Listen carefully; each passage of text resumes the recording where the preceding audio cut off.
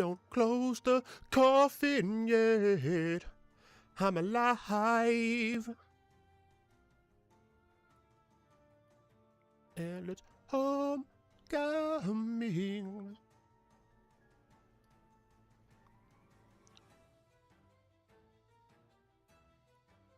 Swag. Swag. All right. Pop this back up over here. Set this back to that. Awesome. So this is the second, the last week of previews is always the dump all of the commons and uncommons as well as some of the remaining rares. So I'm not going over all the commons and uncommons. The vast majority of them are just like normal limited stuff. I did pick out, I think I picked out all of the spree cards still, the remaining spree cards, because I like spree and I wanted to give my thoughts on those. And then any particular uncommon, commons or uncommons that I had specific thoughts on, and then the rest are whatever fucking rares and mythics are left. All right. Return the favor. Dub red instant with spree gives +1 copy target instant sorcery activated ability or triggered ability, so you get to copy damn near anything. And then the other +1 is change the target of target spell or ability with a single target. This is essentially Wild Ricochet, but modal. Yeah, I mean, you can choose essentially just to get the copy portion or just to get the change the target portion. Shunt, I believe, is... Yeah. So Shunt is, like, literally within this, and then... I don't know if there's a one red copy. I know there's a red copy. I don't remember what it was called, but I'm pretty sure it's on, like, the reserve list, so... Never seen that.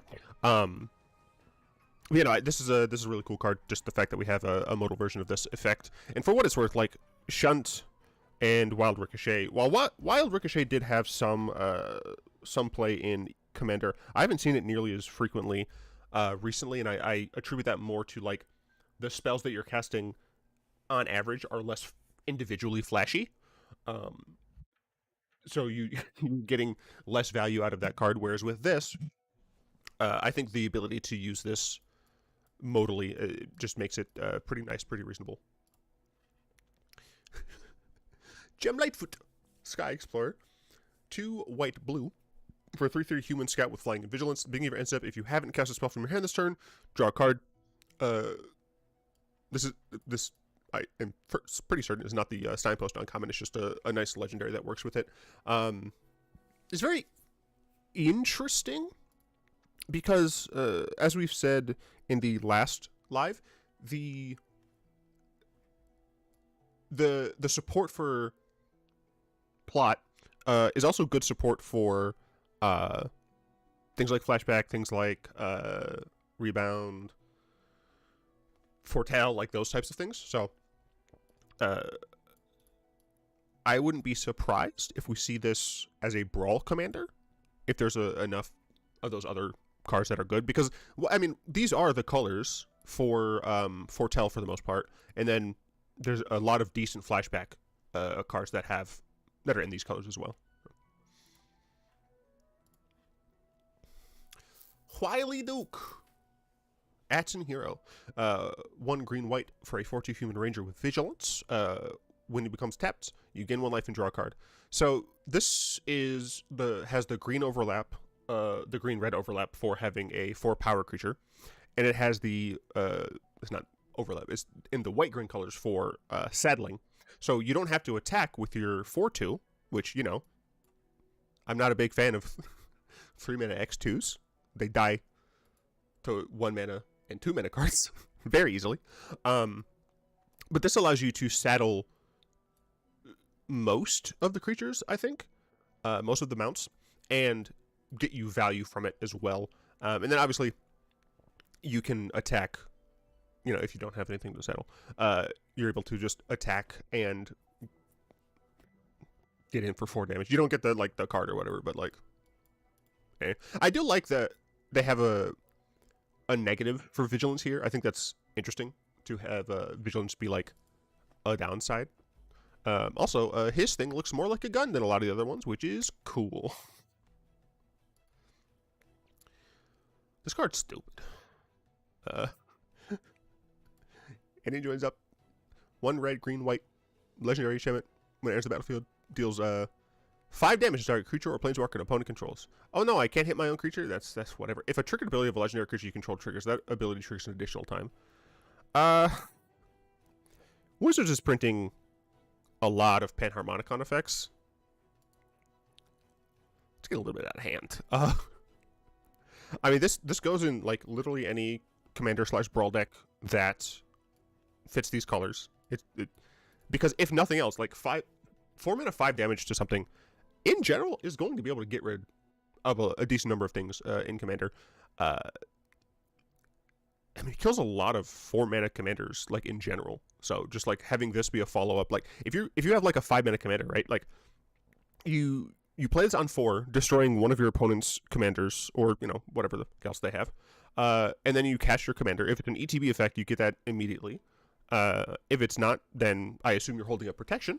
Since you're in these colors, you have deflecting SWAT and timely reinforcements. Not timely reinforcements. Timely maneuver. And you have that protection, and then on a subsequent turn, you get to get your double triggers. I mean, this is in the same color with, or not same color. This works with Roaming Throne as well. I mean, if you're playing primarily like humans, for example, then you put Roaming Throne on human, you put this on there. Even if you're not running like a ton of creatures per se, being able to just get additional value by naming, like with Roaming Throne, just your commander's creature type, and then having this as well, especially considering like even if it gets removed, you've blown something up most likely, right? Like if you play this, blow something up, and then like before you get a chance to have this second ability work, your opponent like has it be part of a Return to Dust. Like, you have not gotten 2 for 1. Like, it's dope. I can't wait to put this in Aragorn? Aragorn, isn't it? Don't blame me. This dude. These are all triggers, baby. So it's messed up. So you have this, right? You cast Aragorn. And then each subsequent spell is getting you double duty on this stuff. If you have Aragorn first, and then you do this, right? When it enters the battlefield, so this is on cast for what it's worth, so it doesn't work on the initial thing. But you're still getting the initial 3 of these. You don't get the blue one because it's not blue. The card is stupid. I love it. Take up shield. I don't know why it's still here. I thought I got rid of all of the reprints. Guider Drake. What is this? I was upset when I saw this. Windrake is rolling into grave. There's a 2 and a blue, 2/3 flying Drake. That alone, also common.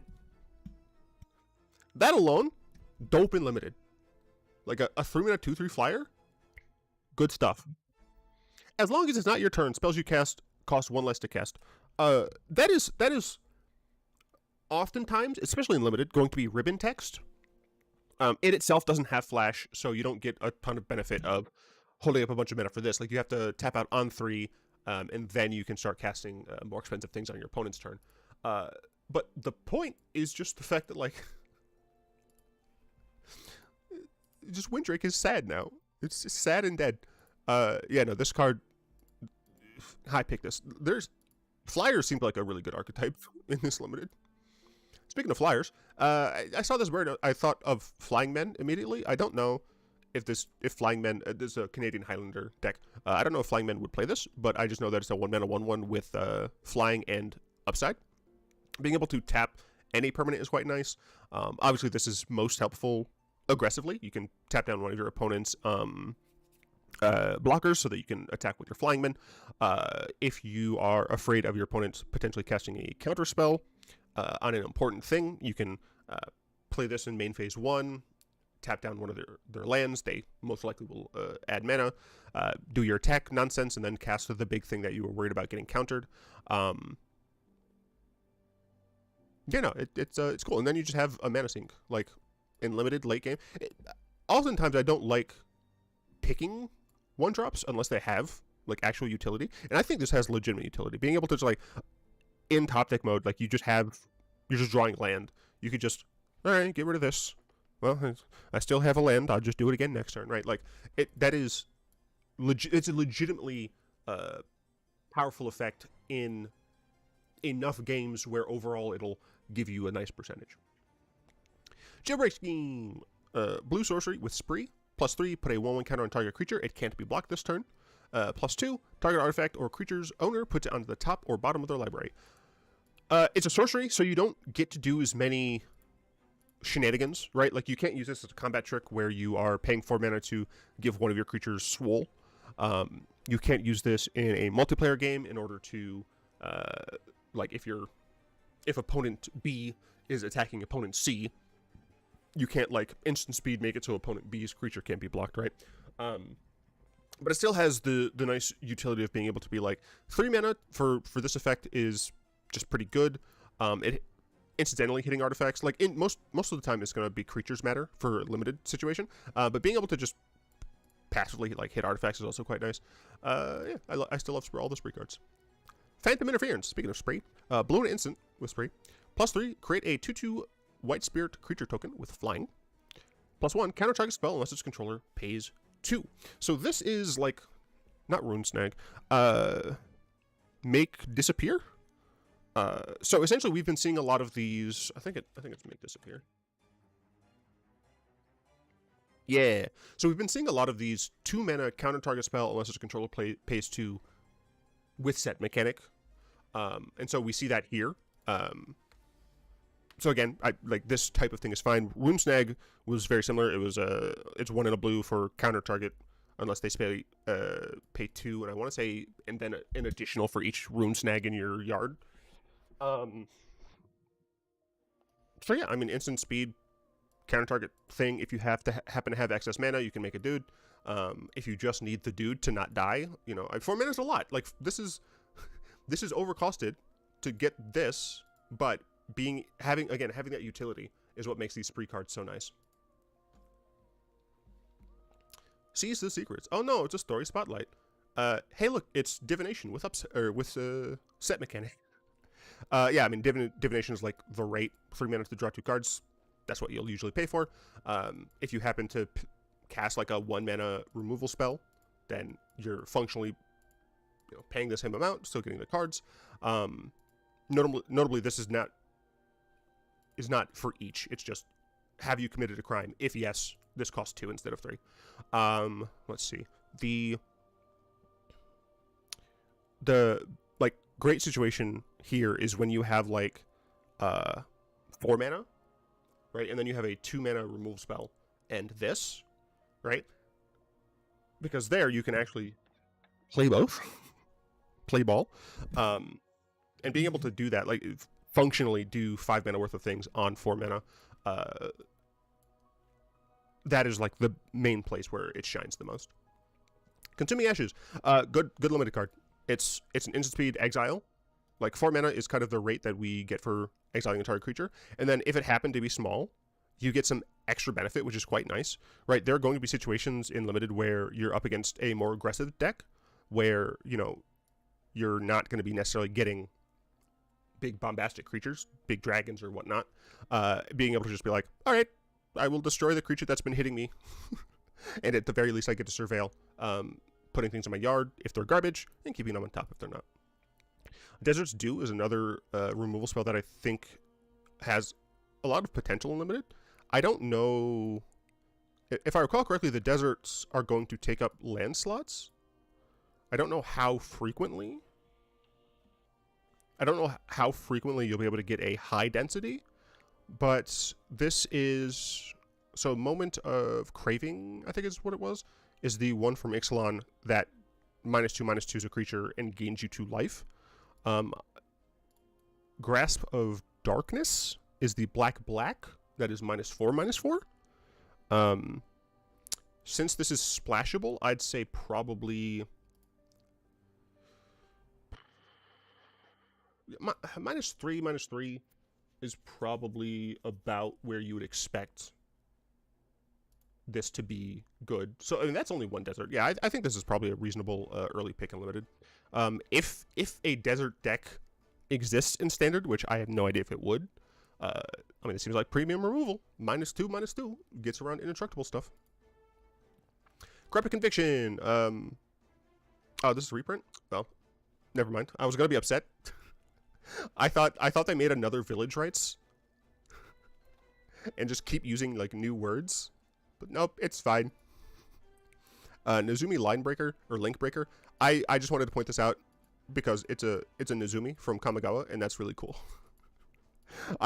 I've been enjoying Thunder Junction, seeing a bunch of different races from different places. They do. So I don't remember if I was saying this on the stream, but I have been talking about how annoyed I was that like it seems like Thunder Junction is too populated too damn quick. But it's apparently in the story it's a little bit it makes a little bit more sense. And Ral and Kellen, spoiler alert, I suppose, Ral and Kellen are actually like making essentially like a telephone system across the planes so that the different planes can communicate. And I actually think that's really cool. I am hoping, I think Thunder Junction is going to be a general exception. I'm hoping that in general, the planes are going to have, you know, a few visitors each time. Like we're going to be able to see like, oh, this is a goblin from Alara. Cool. Right? And then like they might have native goblins as well. Like you can see kind of those dichotomies. But I am hoping that it's still like when we go to specific planes, the vast majority, like 98%, are still going to be that plane's inhabitants. I am hoping that Thunder Junction is a bit of an exception, at least in terms of the population. If we start seeing technology being shared between planes, I think that's fine. I do think it's going to be weird because of the vast technological differences. Like New Capenna and Ravnica have like actual, like, essentially film equipment now. Like they have cameras. They have. I mean, New Capenna has stoplights, right? Like that's a legitimate technological advance, right? So how that's going to change places such as Innistrad, especially. Innistrad is relatively backwater just because the people can't focus on tech; they have to focus on surviving. So I'm very curious to see how that shapes the multiverse going forward. But also, this card replaces itself. It's good in a stack deck. Highway Robbery. Great name. It's just an absolute great name. It's interesting. It seems like silver is the big thing here instead of gold. I mean, there was a silver rush as well as a gold rush, so sure, whatever. The main thing that caught my eye is that you can sack a land here instead. I don't know how frequently we've seen an effect like this at this cost, but being able to, cast this for 2, sack one of the lands that you use to cast this, to draw the 2 cards to, like, either if you don't have any cards in hand, or if you need whatever card you have in your hand. I think that's really dope. Having this on plot is also quite interesting because then you can use that land that you're sacrificing to pay for something else instead. So I really like the design of this card, and notably this is not like as additional cost, so you're never going to like lose the land, right? This is on resolution you do this, so you're not going to be like cast this additional cost, sack a land, your opponent counterspells, now you're just down a land, right? This is on resolution. What is the name of that card? Cathartic. Yeah, as additional cost. A lot of, not all of them, but a lot of them are like additional cost things. So, Ankle Biter. I wanted to point this out because we have a lot of 1 mana 1/1 Death Touch creatures.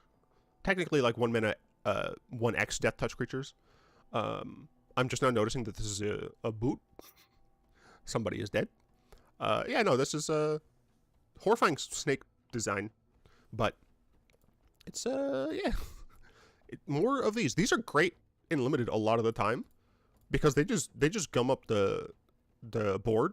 If you're able to splash some green for flying in your like white blue flyers deck, then this can be quite nice. Anything that allows you to not die to the chunk boys on the ground while still hitting with your evasive creatures in the sky is usually going to be quite nice. Like, this is another one of those types of 1-drops that I take in limited. Silver Deputy. I just wanted to make an Officer Prim joke. Deputy Prim? God damn it. Sheriff of Prim.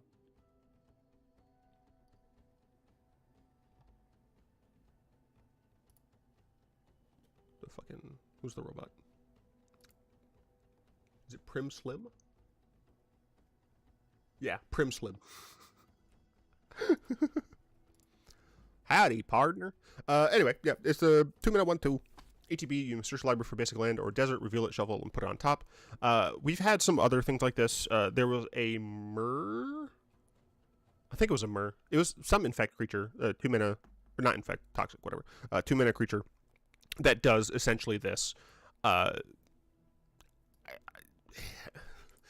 If you need it, it's fine. The other one was a 2/1, and I would have said I prefer if this were a 2/1. However, because it has this ability, I think it being a 1/2 is fine, because you're generally going to be pumping this into a different creature, and if you aren't, you're just going to be using this as a blocker to hopefully block 1/1s. So, Conduit Pylons. This is like the thing that Ral and Kellen are working on, apparently. They're essentially making telephone poles for the multiverse. I think that's cool. Anyway, it is a desert. When it enters the battlefield, surveil 1. You tap, add a colorless, or pay 1 and tap, add a mana of any color. We've seen stuff like this before. It's interesting that this one also surveils. I guess they were finding that like just the baseline,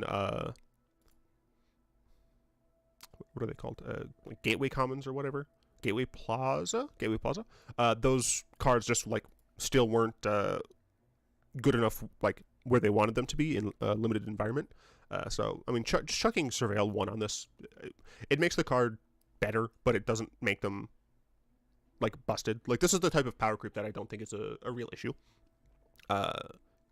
Because like, so and this is something that I saw in when I was watching Hearthstone content. I don't remember which creator it was. It might have been Crip, but I don't know. Could have been Trump. I'm not sure. But essentially, they showed a graph of like a like power curve, right? So at different mana values, the like expected power of a card. And essentially, what they showed was like a new card that got printed. And I don't remember if this was like a Booty Bay Bodyguard situation or what, but a new card that they Blizzard printed was strictly better than a card that already existed. I'm fairly certain it was the same rarity as well, so it was like just strictly better.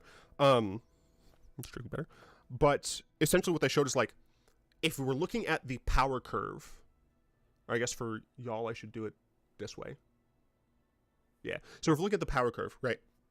This card was already below curve, and so making a card that is that much stronger isn't like negative power creep, because it's not pushing the line up, right? It's going to the line.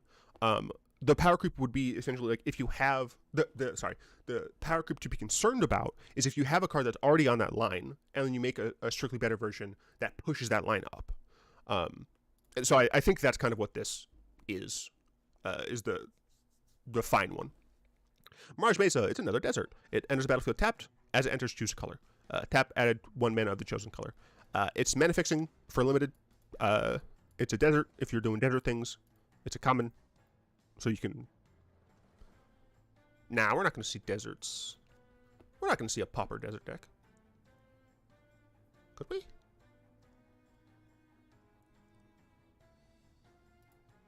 I'll do this now, because I will absolutely forget. Desert. Formats legal in Pauper. God dang it.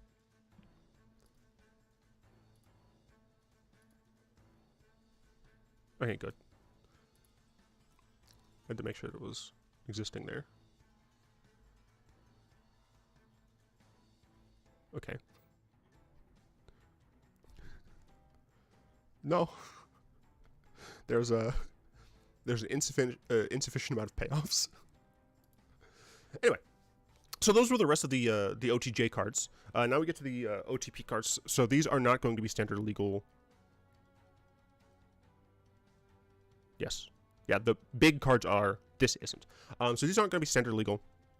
But I'm essentially going to be talking about them in the context of Brawl, Historic, and Timeless.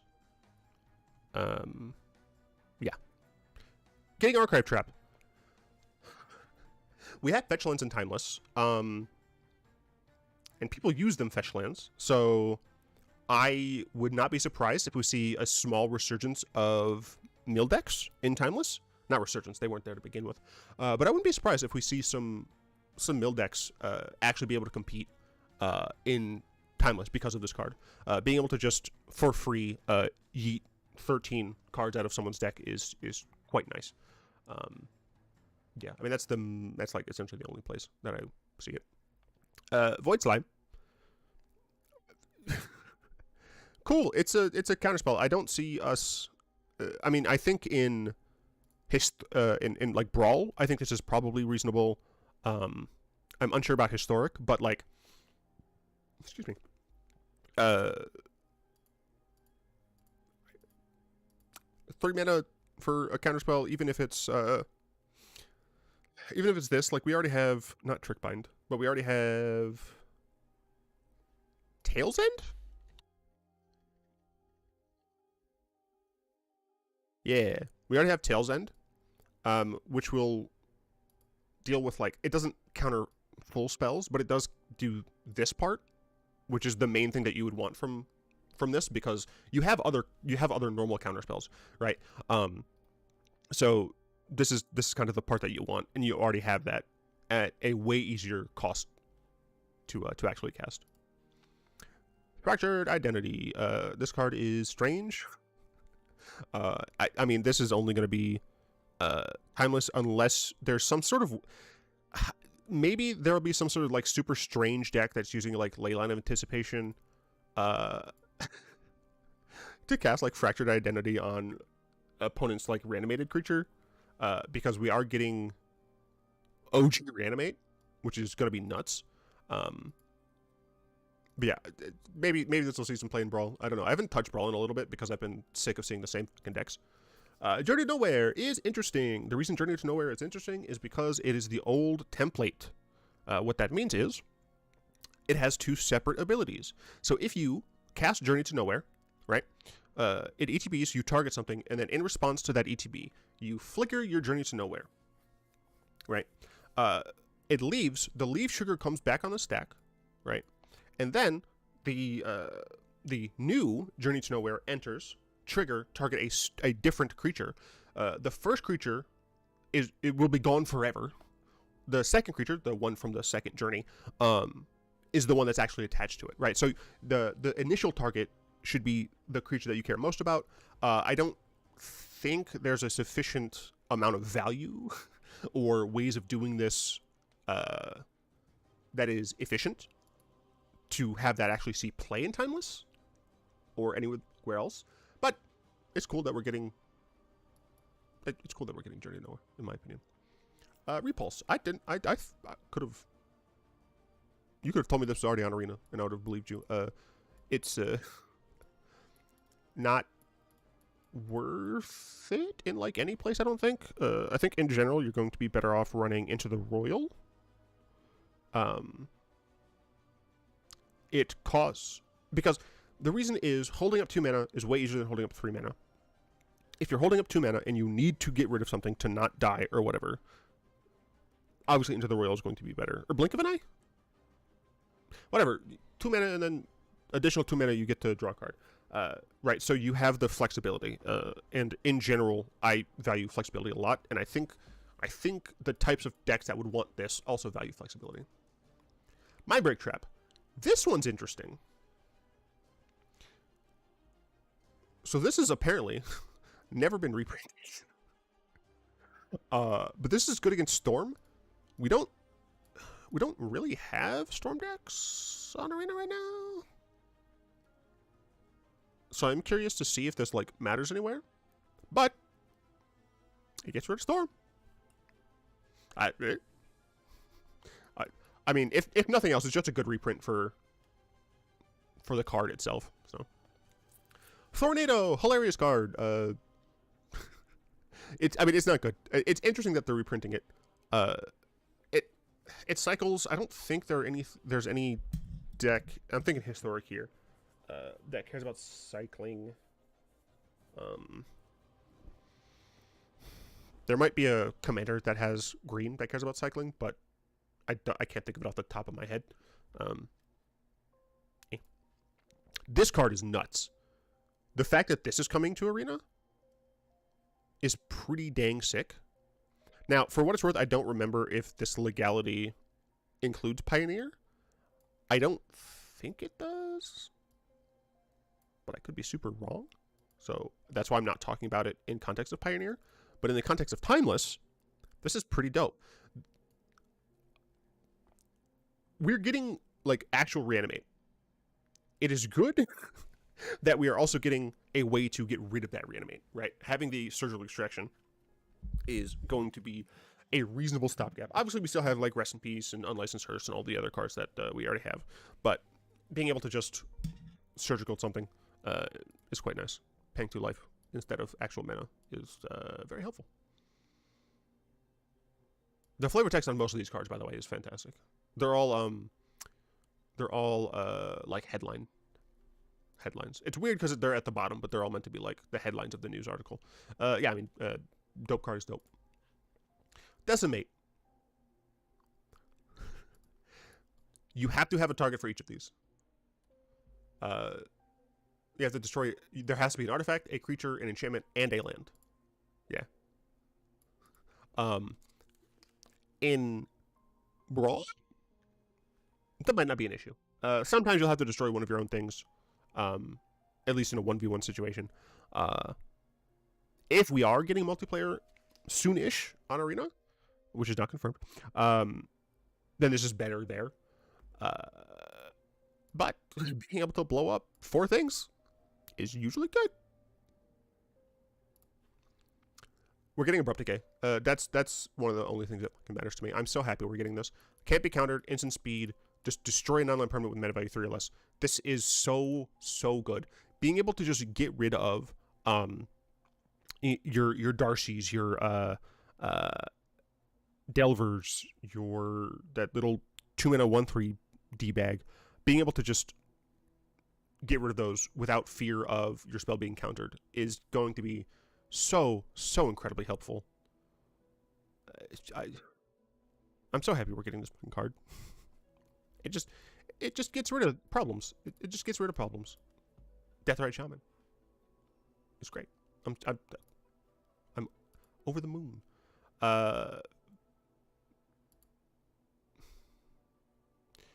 Fell the Mighty is a card that exists. Pariah. Pariah is interesting. All damage that would be dealt to you is dealt to enchanted creature instead. So, I mean, you have... actually, did I screenshot that?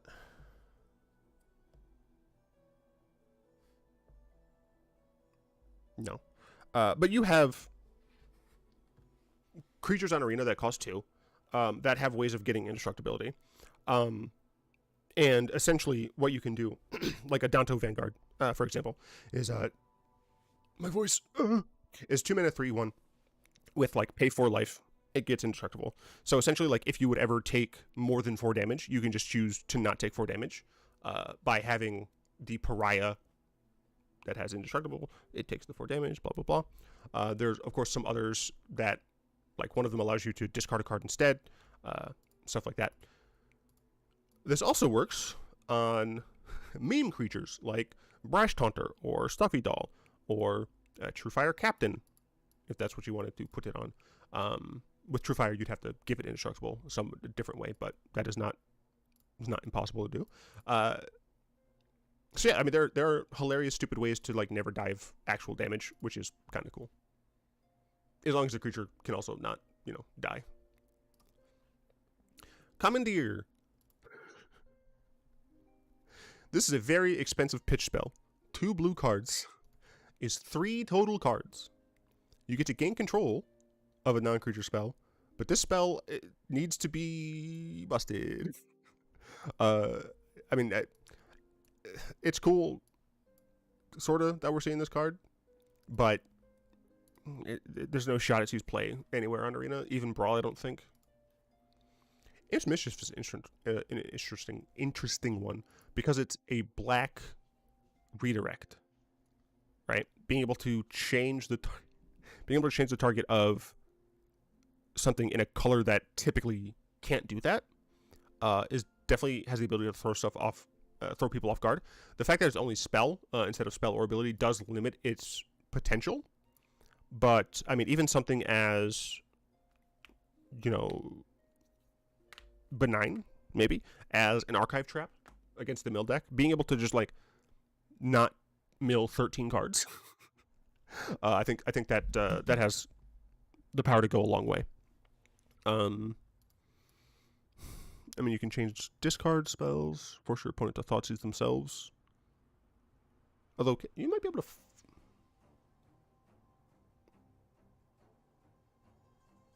Can you fail to find with Thoughtseize? Can you fail to find with Thoughtseize? Because it doesn't have a specification.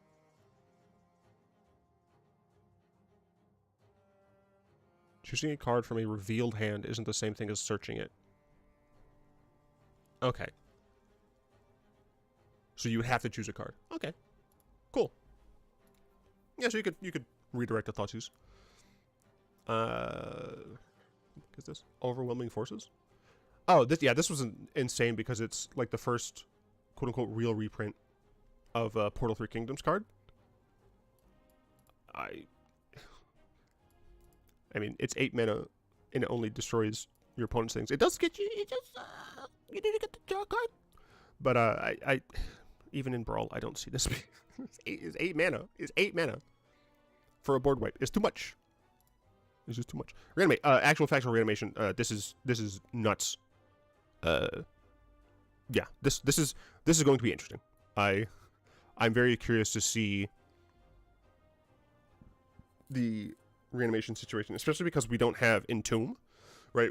We need ways of putting stuff into our yard, and I'm curious how the decks are going to be built to do that. If they're going to be kind of mulchy, where they're like milling themselves, or if they're going to be like self-discardy, like a black-red versus a black-green, or technically black-green versus black-red, where they're just like casting things like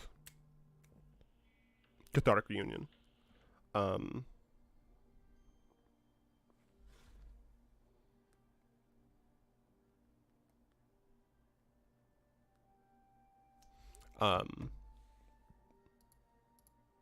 Yeah.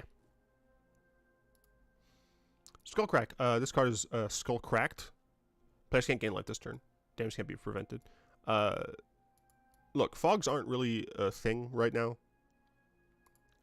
but this is just an additional 2 mana instant speed 3 damage burn spell for the burn decks. That stops some of the counterplay to it. So, very curious to see if a burn deck or an RDW deck gets a little bit more play with this stuff entering. Force of Vigor. Free spells are weird. I don't love the free spells that Wizards has been printing, but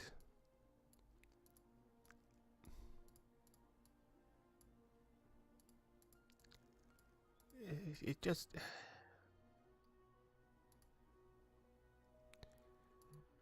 yeah, I don't know. I don't like that it's free. I do like that, like, we have more options for destroying things like Omniscience and Necropotence, right? But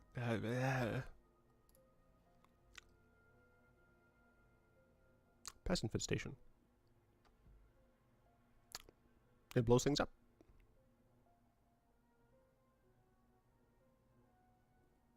I mean, that's about it. This is good in Brawl. Maybe this could be played in the sideboards for Historic or Timeless. I don't know. I don't think so. I was so excited when I saw Cruel Ultimatum. You have no idea. There's no shot. Like, the card cost fucking 7 mana. No shot this he's playing Timeless. But Historic Bolas. I'm just saying. Could be fun in Historic Bolas. Sorry, I'm scheduling a drug screening so I can get my meds. What day was that? 26?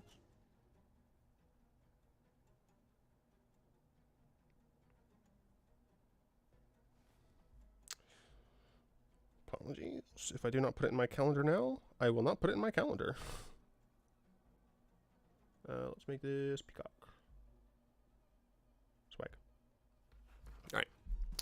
Yeah, super excited to play this nonsense in a Bolas deck. Hindering Light. This card is very interesting.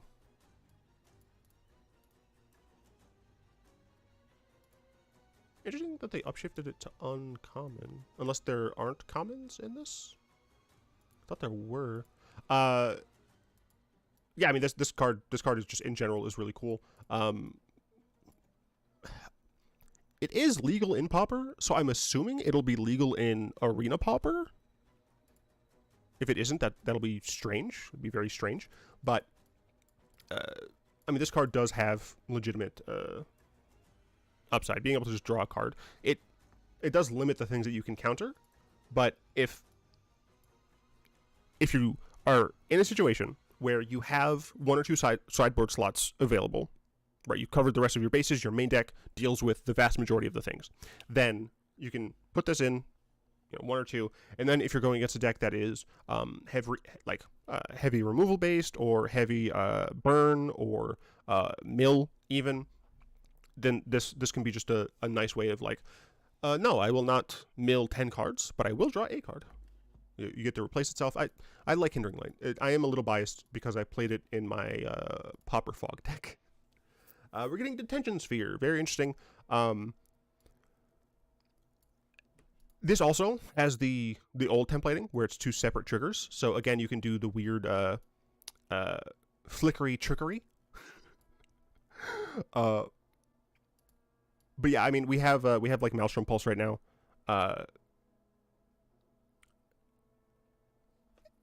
The viability of this card in Timeless will really depend on the metagame. Being able to take out like 2 Tarmogoyfs would be nice, but if you're playing white-blue, for 1 more mana, you Wrath the board, or for the same amount of mana, you play a Teferi, bounce one of the things, and draw a card, right? So it's not that this card is bad. It's actually quite a good card. Does it fit into place for what it does? Like, does its role need filling? We're getting Mindslaver. It's an expensive artifact. Asterisk. Yeah, I mean, this is another one of those things where, like, you could theoretically put it into a Show and Tell deck. You'd need 7 mana in order to do, you Show and Tell and then immediately use this. Notably, you can use it in instant speed, right? So you're not going to have a situation where your opponent puts in like a Knight of Autumn, and then they target this with the ETB, and then you're just boned. Like, as long as you have that 4 mana, you are able to use it. I know we have like Refurbish. Do I know that we have Refurbish? I don't remember if this is one of the cards that Wizards didn't add. Okay, we do have Refurbish. So I know we have Refurbish. Sorcery, yeah. But I don't know if we have other ways of cheating this out. Yeah, I'm curious to see if Mindslaver does anything. I was gonna say it's a fun card. It's not a fun card. It's a cool card. We're getting Contagion Engine. I didn't realize it was still $20. Interesting. All right. I mean, decent reprint, I suppose. Played a lot in Commander. If you are playing a counters deck of pretty much any kind in Brawl, seems good. And now we're on to the big cards. The big cards will be legal in Pioneer. And some of these things are stupid. Simulacrum Synthesizer, 2 and a blue artifact. When it enters the battlefield, scry 2. Whenever another artifact with mana value 3 or greater enters the battlefield under your control, create a construct. Stop.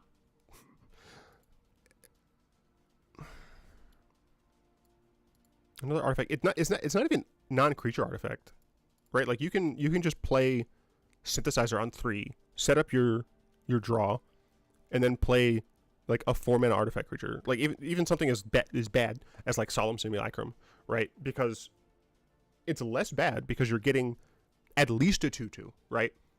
And the reason I say at least a 2/2 is if your Solemn gets removed, you still have your construct and this. So those 2 artifacts could be a 2/2. But you're also getting, like, if you're playing Solemn specifically, you're getting that land, you're getting that card draw. This card has potential to be dumb. In general, the Paradox Engine decks are casting cheap artifacts. So I don't know how valuable it would be in a deck like that. Usually you're using the Bird and or the Foundry dude to make your artifact spells cost 2 or 1 less. And then you're playing the Forge in order to just keep casting things off the top that draw you cards, etc., etc. So usually they're not playing a ton of higher than 3. I mean, I guess they're playing an okay amount, right? Like, because the Forge itself, then you have the Paradox. This isn't legendary, so getting additional copies of this card is also fine.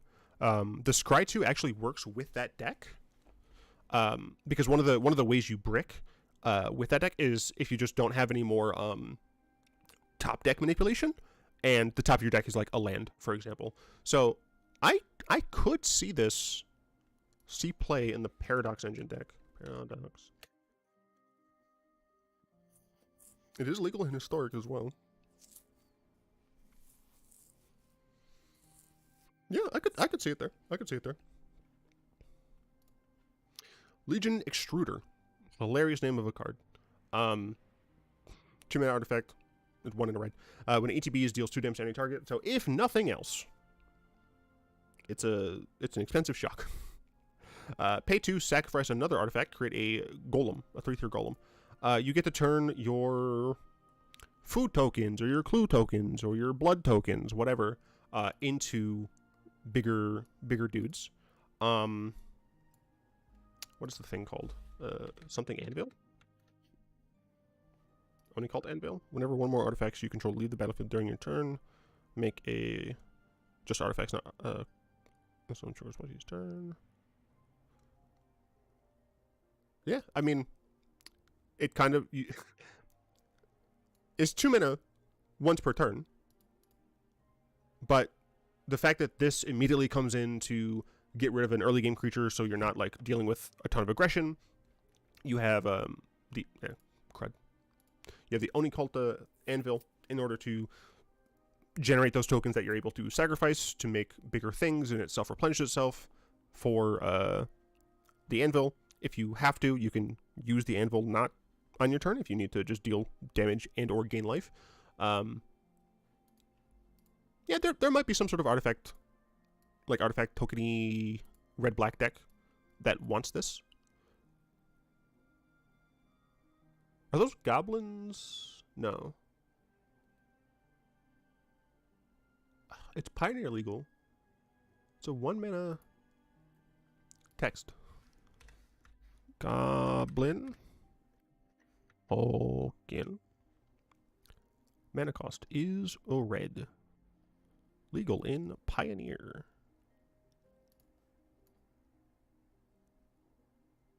They are not artifacts. Okay. Yeah, they are unfortunately not artifacts. Yeah. Unfortunate, but I still think this is reasonable. Notably, all of these are counted as mythic just because of the type of sheet this is. This is essentially like Mystical Archives. What I wish that they did was not this. I kind of understand why you have them look mythic. Part of it has to do with the fact that like you're not going to see a ton of these in packs. But I would prefer if they had like two things here, right? You can keep the mythic icon, and then just have like some of them just be like, this is a mythic card, but if we were to reprint it, it would actually be this rarity, right? And then like that secondary rarity is what you use for wildcards on Arena. I would really like to see that. Obviously, it's weird to do something like that, but like it's already weird with Mystical Archives, right? Like King. I mean, the primary one, right, is Lightning Bolt. So we have Lightning Bolt from the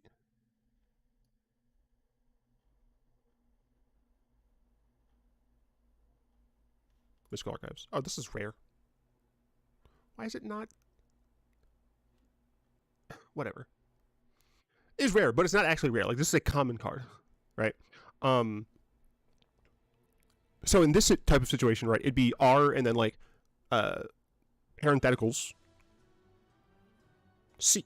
It's like this card has been a common. We still consider it a common, or fucking make it uncommon instead.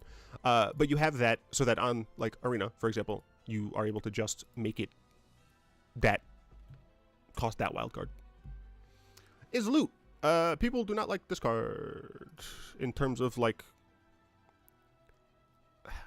the juxtaposition. It might be juxtaposition. Just like the difference in style between this creature and then these two is a bit jarring, I will admit. Obviously, you've heard a lot. Well, you may have heard a lot of this. This looks like a League of Legends character. The person who like did the actual art, Rudy Siswanto, is a Riot artist. Who has worked on a lot of their kind of tiny chibi-esque characters. So, the claim is not unfounded. A lot of people are saying this is, like, meant to be Wizards' attempt at, like, making a toy line. Like, essentially, this is like a Grogu or, what were those damn things called? Puffin-looking D-bags from the sequel series. The sequel trilogy. I don't remember what they're called. I can see them in my eye, in my mind's eye, but I don't remember what those stupid things are called. But it's like a Grogu, right?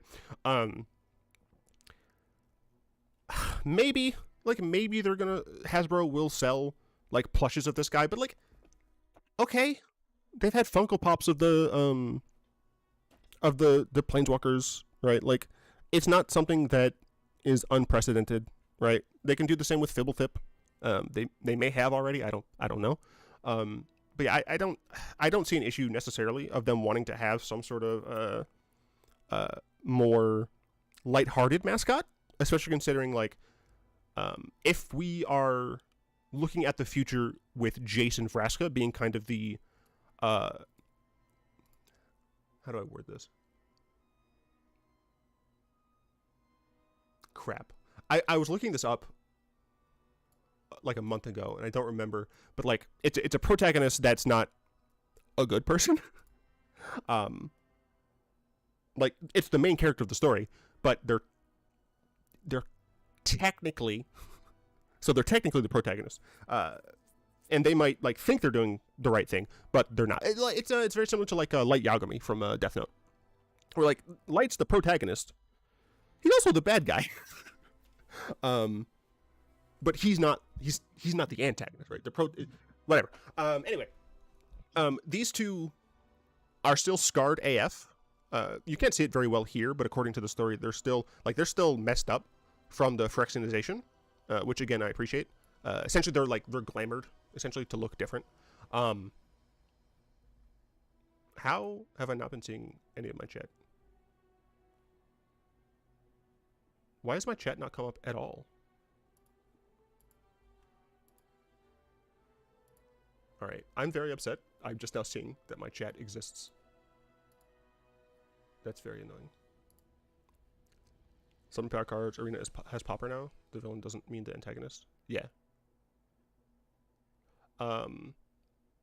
So Arena sometimes has Popper events. I would like to see them just have Popper, but we already have a bunch of nonsense. In my opinion, in the opinion of a lot of other players, Alchemy should just be dissolved. Yeah, Alchemy as a format should be dissolved. Alchemy cards essentially become historic cards. Explorer is still on the way to Pioneer. Timeless is where you have just all of the stuff, right? Historic becomes like this is the arena only format. Explorer is we're getting to Pioneer. Timeless is arena but vintage, right? And we just yeet Alchemy. Apparently Standard has been very good recently, and one of the reasons that Alchemy exists is what the hell? Why are you not?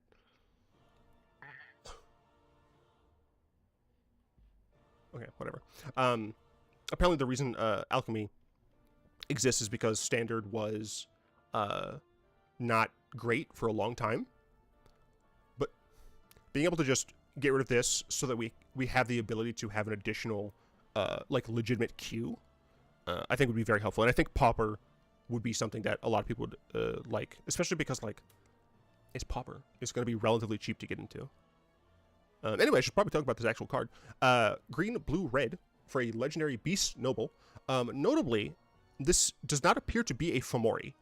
For what it's worth, there aren't a ton of cards that depict Fomori, but you know, it does have little like horn nubs, and the Fomori do seem to kind of have this kind of tuft of hair, but they have noses, right? Like they absolutely have noses. This thing does not.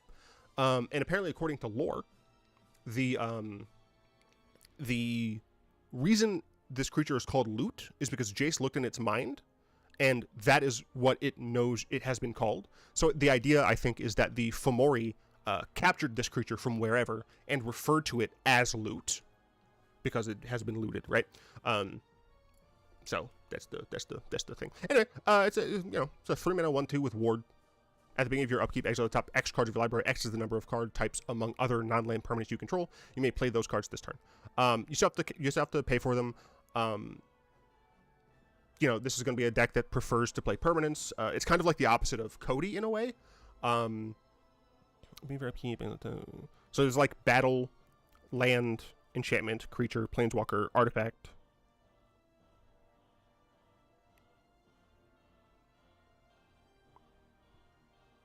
Technically tribal. I don't think there's any tribal on Arena in these colors, right? So like there's a max of this, and the fact that you still have to pay mana for those cards, I think this is probably reasonable. Run of the Fomori doesn't have much of a nose, only nostrils. I mean, fair, but like it still like exists, right? That's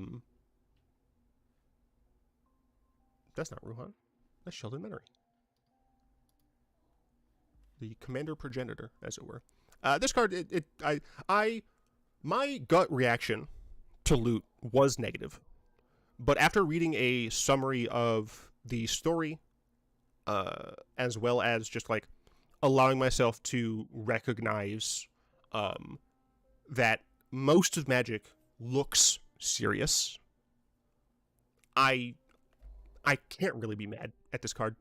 Also, like, it's not broken, which is nice. I doubled up loot, apparently. Lotus Ring. This card's fucking hilarious. 3 mana equipment. It is indestructible. It equips for 3. Equip creature gets +3/+3 in vigilance, and sack this creature, add 3 mana of any one color. If you have a way to generate creatures when creatures die, this is infinite sacks. I guess they have to have haste. Whatever. This still is infinite with... Where is it? Fervent Champion and Kroll. So, Ferv Champ. We have Fervent Champion. Equip abilities you activate that target this. Costs 3 less to activate. Cool. And Kroll.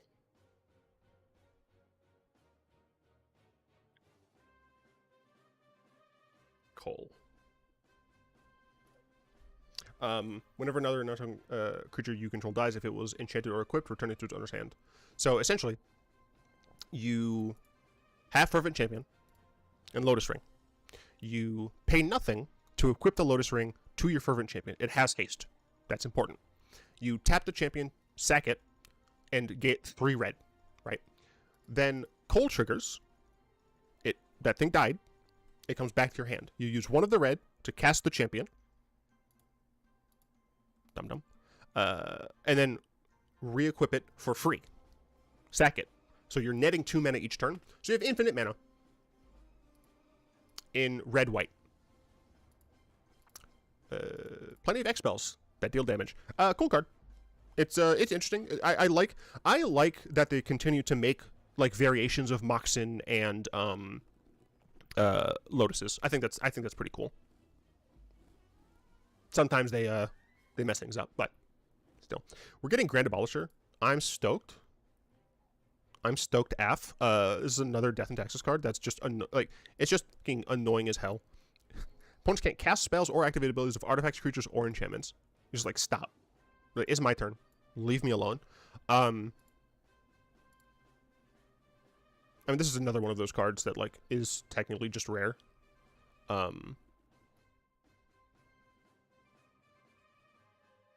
So like the fact that it's mythic here is definitely annoying, but yeah, I mean it's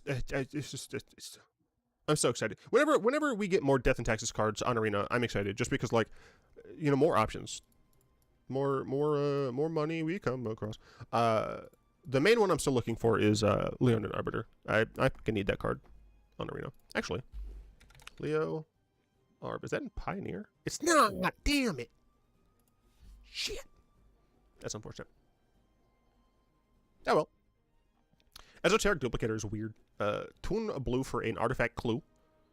It has the normal clue text at the bottom. When you sack it or another artifact, you may pay 2 generic. If you do at the beginning of the next end step, create a token that's a copy of that artifact. This is an infinite clue, essentially, right? So you're able to, if you have 4 mana, you sack this to draw a card, you pay the 2 mana, begin the next end step, you get a copy of it. You get it back. That's pretty dope. Notably, these things stack. If I have 2 Esoteric Duplicators, and I pay 2 mana to sacrifice 1, right? And then I spend 2 mana for the sacrifice trigger, and then 2 mana for the second one that I have, so 6 total mana, which is not nothing. At the beginning of my next end step, I'm getting 2 of the duplicators. So I started out with just 2, now I have 3. You can keep doing that. And then, of course, you have some cards that decrease the cost of sacking clues. Oh, wait, no. That might just be food. I want to say it's one of the Sams? Ah, crap. I'm not getting... No, it is just the foods. Dang it.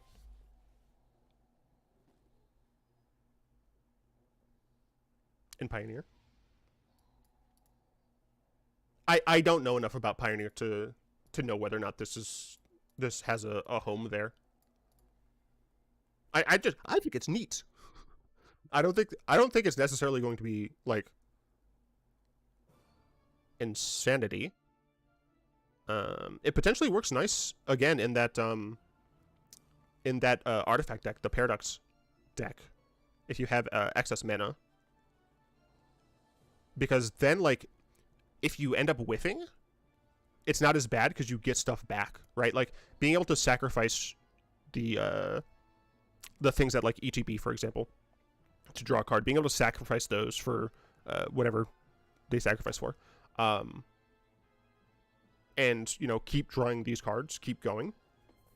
When you have a ton of mana, because that's what Paradox Engine does, being able to get that stuff. Oh, Arbiter and Pioneer. Oh, yeah.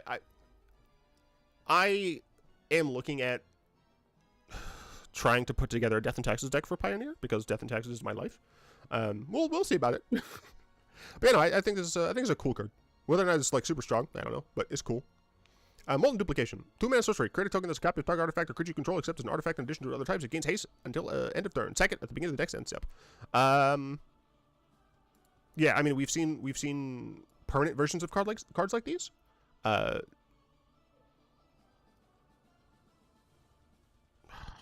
It's like a dragon on. It's like a 4-mana enchantment with like it has like a dragon looking thing, and like when a creature you control ETBs, you pay a red and you get like an additional. You get like this copy essentially. I mean,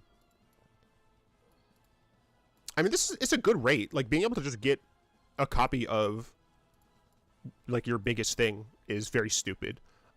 If you have an artifact-based combo deck, making it so that you have an additional copy of that can often be good. If you just have a really good ETB creature, this is dope. If you just have a really strong like 4-mana creature, having just an additional copy of it, even for a single turn, can be game-winning. So I think it's very cool. Worldwaker Helm. What's all these 3-mana blue artifacts? 2 mana blue. If you would create 1 or more artifact tokens, instead create those tokens plus an additional map token. Pay 1 in a blue. Tap. Create a token that's a copy of target artifact token you control. The duplicator makes tokens. So you can make tokens. You can make copies of those tokens. Interesting. Ah, yes, it's all coming together. The mono 3-mana blue artifact token deck. Again, this is kind of just a neat card. We have like in Academy no, not manufacturer. Yes, Academy manufacturer. But for map tokens, because map tokens didn't exist when that was made, so now we have that. You could just keep making. Again, it's a neat card. I like it. Whether or not it's good remains to be seen, but I like it. 3 red for an artifact. Tap it, exile a memory vessel. Each player exiles the top 7 cards of the library. Until your next turn, players may play cards they exile this way, and they can't play cards from their hand. Activate only as a sorcery. Know what's really cool?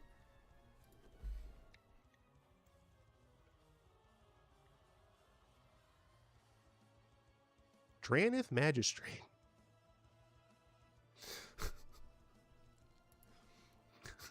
Look, it's not good. It's funny though. You're playing it like essentially you're playing against like a control opponent. You have Magistrate out, or I guess maybe you have this out. You can only activate sorcery now. Playing Magistrate first is better generally. And then just like, boop, I'm going to attack you and kill you, and there's nothing you can do because you're not allowed to play spells from your hand. And notably, it's until your next turn, so they can't even like just board wipe you on their turn. Yeah, like this essentially is your turn for free, and then their turn for free. Just like not having to deal with their nonsense. It costs 5 mana, right? Like it's not cheap, but it's funny. Olympiad Journey is a 3 and a green enchantment. Enters the battlefield, search the library for up to, very important, up to 5 land cards that have different names, exile them, then shuffle. The beginning of your end step, choose a card at random, exiled with the journey, put on the battlefield tapped. No. This card is similar to... I see it in my mind's eye. I play it in my decks. I will pull up one of my decks. Is it just Endless Horizons? It is, okay. I did not need to pull up my decks. It's very similar to Endless Horizons, except Endless Horizons is only planes. You can remove any number of them, and you keep getting a thing, right? But Path Journey, ooh, it's different. These don't have to just be planes. They can be anything as long as they have different names. Notably, for what it's worth, planes has a different name than snow-covered plains. So that is a thing. But the real fun thing is when you are a land-based combo deck and you only get 1 or 2 lands, right? You guarantee, like, if it's just 1 land, you're essentially paying 4 mana to tutor for a land, which is not, efficient, but you get that land tutored. Now, if your opponent has removal for Path Journey, you're boned. That card is just exiled. But if they don't, you get your thing. Yeah, I mean, this card is very interesting, very cool. Being able to tutor up a bunch of like silver bullets, right? Like you can kind of look at this like a Karn a Karn package. But instead of having them be in your sideboard, you do have to run them in your main deck, which isn't always necessarily going to be bad, especially, again, if you're like an actual like lands deck, right? We have like Knight of the Reliquary. I think we have the 1-mana 1/2 dude, whose name I just do not remember ever. But yeah, I mean, being able to just like, oh, I'm in this matchup, I'm going to grab, I'm going to grab my Bajuka Bog and my Scavenging Grounds, right, to guarantee that I have some land that are able to exile things. Obviously, again, like you need to be very aware of the metagame and very aware of what options your opponents have in terms of removing enchantments that you have, at least in games 2 and 3. But yeah, this type of card is very nice because it allows you to play a bit of a toolboxy thing. It's good with is good in like land combo decks, and like even if you're not one of those, like even just putting this in a Brawl deck, right? It's 4 mana initially, which is whatever, but it is ramp, right? You're able to just get these additional lands over time. And honestly, it's like the type of ramp that I think is nice because it legit is just like, I'm going to pay 4 mana and immediately get an additional 2 mana, and the next turn you're boned. Instead, it's like, okay, I'm going to get these 5 lands slowly. Slowly, I'm going to accrue more value. You have time to answer this. You have time, to figure out what you're going to do. It's cool. Pest Control is strange. White-black sorcery. Destroy all non-land permanents with mana value 1 or less. Very interesting. I don't know to what extent this is going to matter in certain formats. Right now, in Timeless, what I've been seeing the most is Delver decks with Darcy. So I can see this being good there. This does it gets rid of Pithing Needle. It gets rid of Chalice of the Void. It gets rid of Dr. Shaman. All of the annoying 1-mana creatures. Like this effect has value, and we've seen, what is it, Isolate, I think? The reason Isolate is Garbo, and I'll actually pull it up. Isolate. The reason Isolate is Garbo is 1, it's not or less. It's exactly 1. There are things that cost 0 that are important to get rid of. But 2, this is only one thing, and if there's not that one thing, this is stuck in your hand. The reason that Pest Control looks so much more appealing as a sideboard option for Timeless for sure, honestly, possibly Legacy, white-black, so I mean, we're seeing a lot of scam decks. I don't know if many of them right now are using white, but, being able to use this as a sideboard option for some of these scam decks, as it were, being able to stop these Chalice of the Voids, which can really mess you up. is dope, because the reason it Child's Void is because it removes your Thoughtseize, it removes your Ephemerate if you're in the white version, it removes your ability to cast Reanimate, right? It does get rid of a decent number of the things that you're doing. So being able to do that is quite nice. And then if you happen to be in a situation where you have this, your opponent doesn't have anything that is hating on you right now, and you just need something the heck else, being able to just cycle this just to get something else is really dope. Having these narrow effects have cycling costs is just really good for the card, right? Like, this card is not, like, what it does is not busted, right? This is a very limited board wipe. It does only cost 2 mana, but it only hits like a very small subset of things in general. But the things that it does hit are important to hit in certain formats, right? But when you don't have that, being able to get rid of it is quite nice. I hope that they print more like very narrow cards that also have cycling. And the cycling cost should still be around... The cycling cost needs to still be a cost, I don't know how to phrase it better than that, because a 5 mana thing that's narrow probably still shouldn't have a cycling cost of 5. Like, that's a bit excessive, but it shouldn't have a cycling cost of like 1. But yeah, that's cool. Collector's Cage is fucking weird. 1 in a white for an artifact with Hideaway 5. When it ETBs, look at the top 5 cards of your library, exile 1 face down, put the rest in the bottom of the library in order. Pay 1, tap it. Put a 1/1 counter on target creature you control.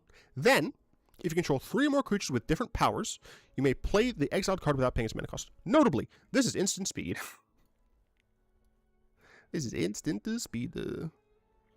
2. It's bringing back the what is that ability word called?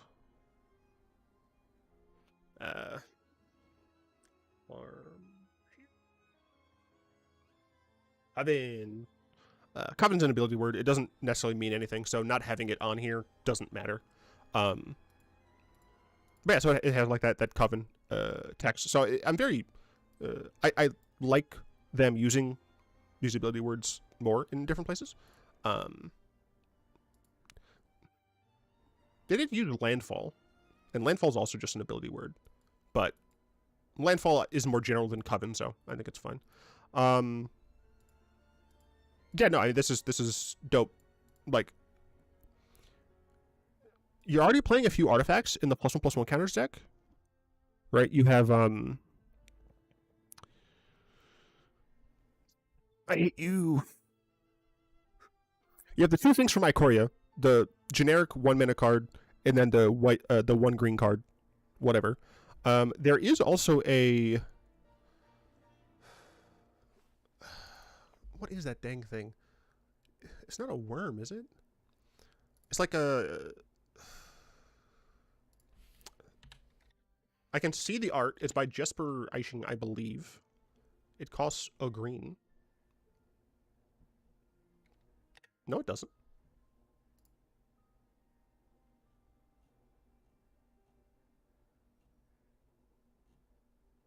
This guy. It is a worm.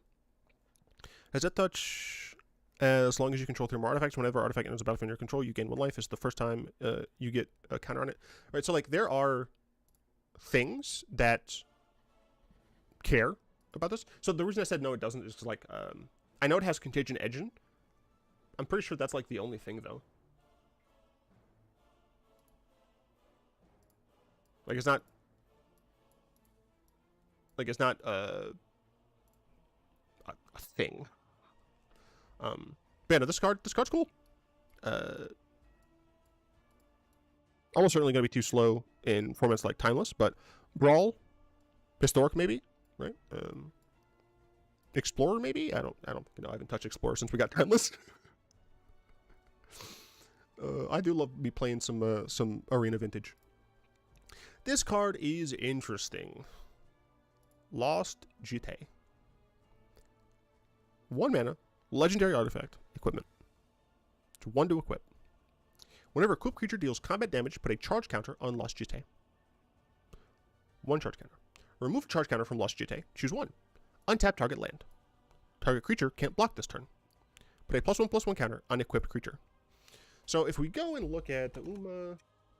GT. It's Uma, dumbass. Umazawa's GT, right? We come and take a look at this. Costs 2 and 2, right? 2 to cast, 2 to equip. When it deals combat damage, you get 2 counters. Okay. The equipped creature gets +2/+2, but that goes away. Whereas our Lost GT, it gets to keep the buff. So it gives less, but it stays longer. It has some removal. Target creature gets -1/-1 until end of turn. This one, it doesn't have that. You can make it so a creature can't block, making it so it's easier to continue dealing damage with the Lost GT, right? One of the issues, of course, is that you're not making headway because you have to use one of the counters to make it so it can't block. Whatever. And the last one is you get to gain 2 life. This matters more often than you'd think. Being able to gain life off of a GT can be game saving, if not winning. And I think that might be a similar situation to the untapped target land, right?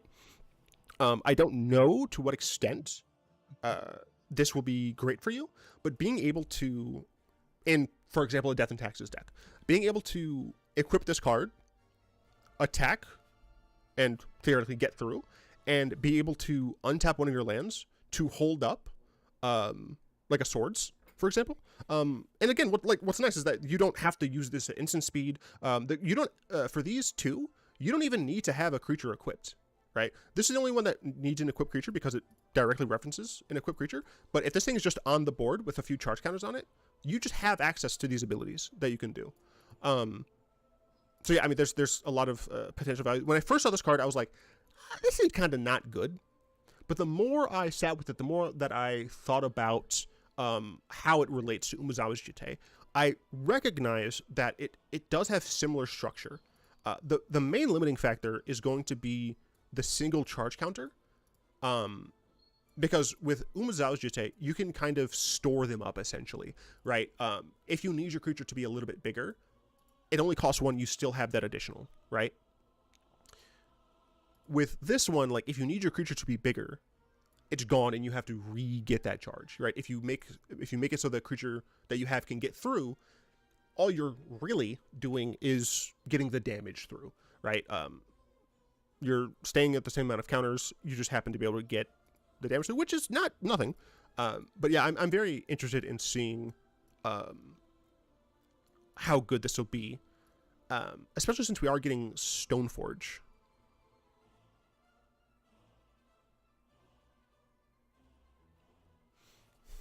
Do we have enough big? I don't think we do. I don't think we have enough big equipment.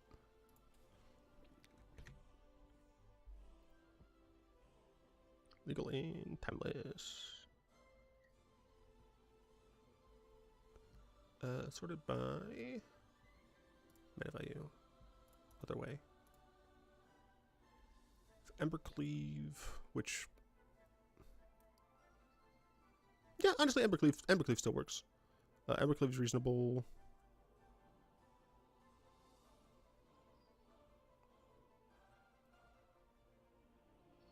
Helm of the Host is funny. I don't know if it's good.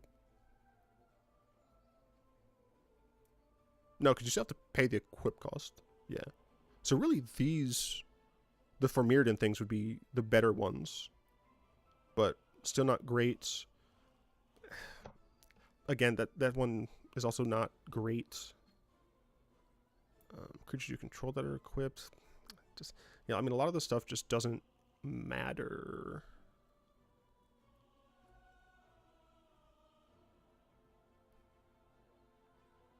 Is this on Arena? I can never remember which these are the fucking special ones that didn't come on Arena. Yeah, so I mean, essentially you're looking at like the 3-mana cards. Like a lot of the 3-mana equipment because they're relatively inexpensive to use.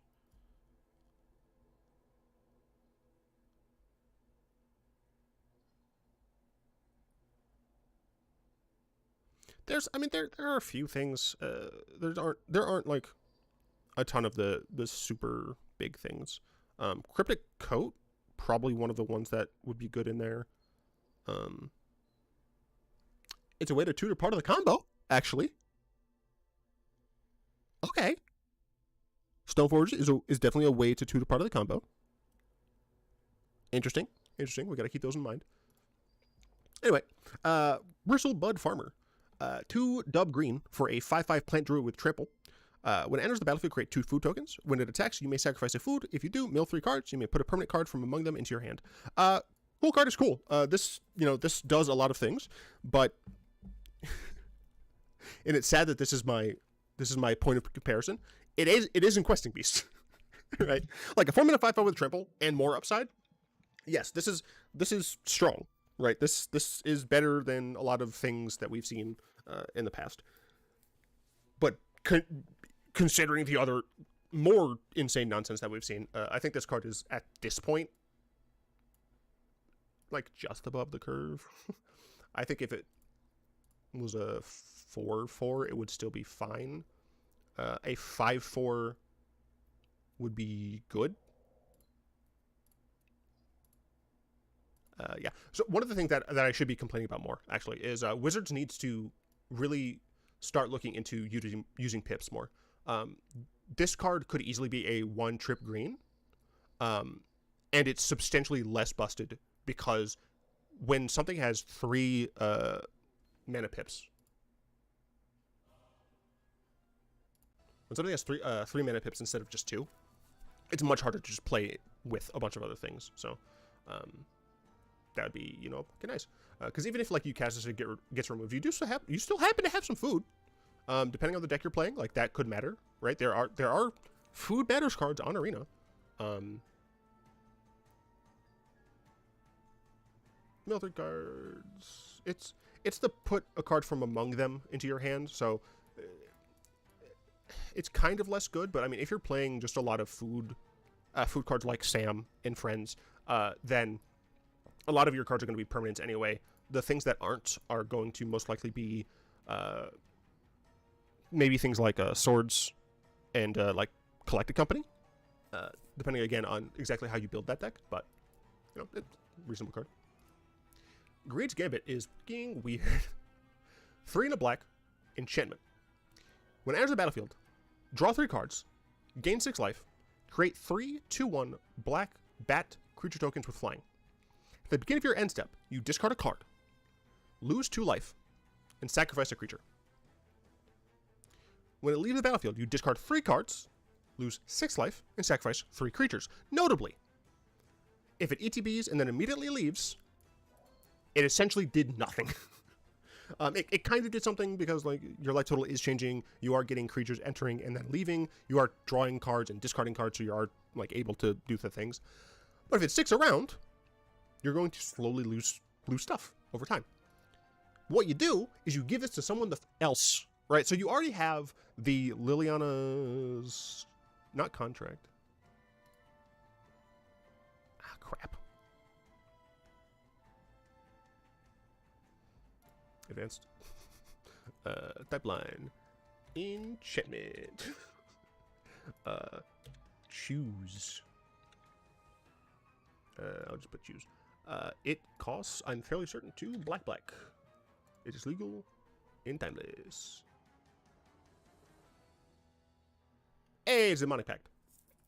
So right, so you already have this deck, or this card, right? So now you have an additional 4-mana card that you can just donate to your opponent, right? You're just like, I don't need this. Have fun. There is the blue artifact card from Murders. It's the bird where when you flip it up, you give something of yours to your opponent, and then you draw like that many cards. So there's that. There is the Generous Gift. I think Harmless Offering is actually what I'm thinking of, which is the 3-mana card. I want to say it's 3 mana. It's a red. There might be other ways. One of the ways that you could theoretically get value from this is if you are able to move it, to push it somewhere else, then you can have like a really weird Doom Foretold style deck where like now your opponent sure, they're not getting this issue over the course of the game, but they get the immediate impact of they lose a lot of their stuff, right? So this is a very interesting card. I'm very curious to see if we see a deck come up in Historic or Explorer. I love this effect. I don't think it's timeless powerful, especially when we're getting Reanimate. But potentially seeing this in Explorer or Historic, I think is pretty interesting. What in tarnation? Vista. Land, as it enters it enters the battlefield tapped. As it enters, choose a color. Tap, add 1 mana of the chosen color. And then 1 and tap for each color among monocolored permanents you control. Add 1 mana of that color. So, let's say ETB's tapped, I choose black. Cool. I can tap this later for 1 black mana. Or, I can pay 1 and tap this. And add up to 5 mana. Woodborg. For each color among monocolored permanents that you control, add 1 mana of that color. Not the chosen color, of that color. So I choose black. Cool, I can use black, whatever. These have to be monocolored permanents. Get F'd, leyline of whatever. You can only get up to 5 because it's for each color, not for each monocolored permanent, right? You can only get Wooburg with this card. I don't think it's good. Harvester of Misery. Cool card's cool. 3 dub black for a 5/4 Menace Spirit. When it ETBs, other creatures, all of them, including yours, get -2/-2 until end of turn. Or you can pay 1 in a black to discard it. Sorry. Target creature gets -2/-2 until end of turn. This is very reminiscent of the... one is very reminiscent of, like, Decree of Pain. But then... the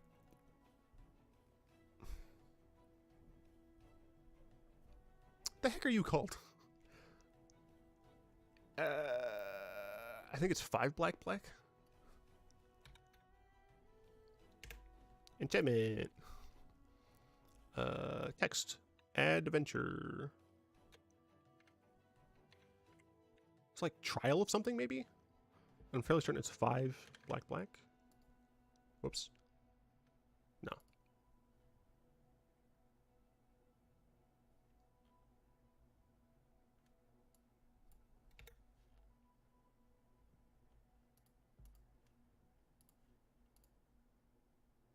Meh, it's Virtue. I guess technically...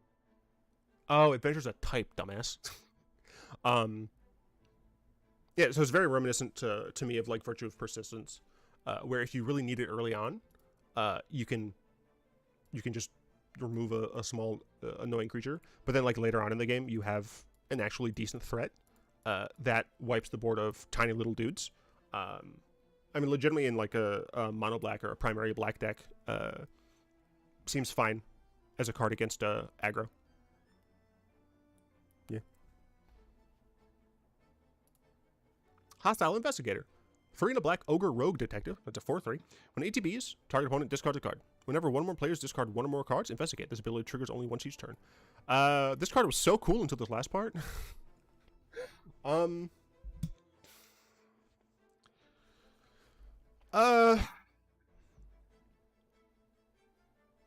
It's not... If it didn't have this ability, like if it didn't have the once per turn restriction, the card still wouldn't be nuts. But it would have a more reasonable reason to be put into a discard focused deck, not in Timeless, Historic, or Explorer. Because you are getting that immediate ETB and then Investigation, right?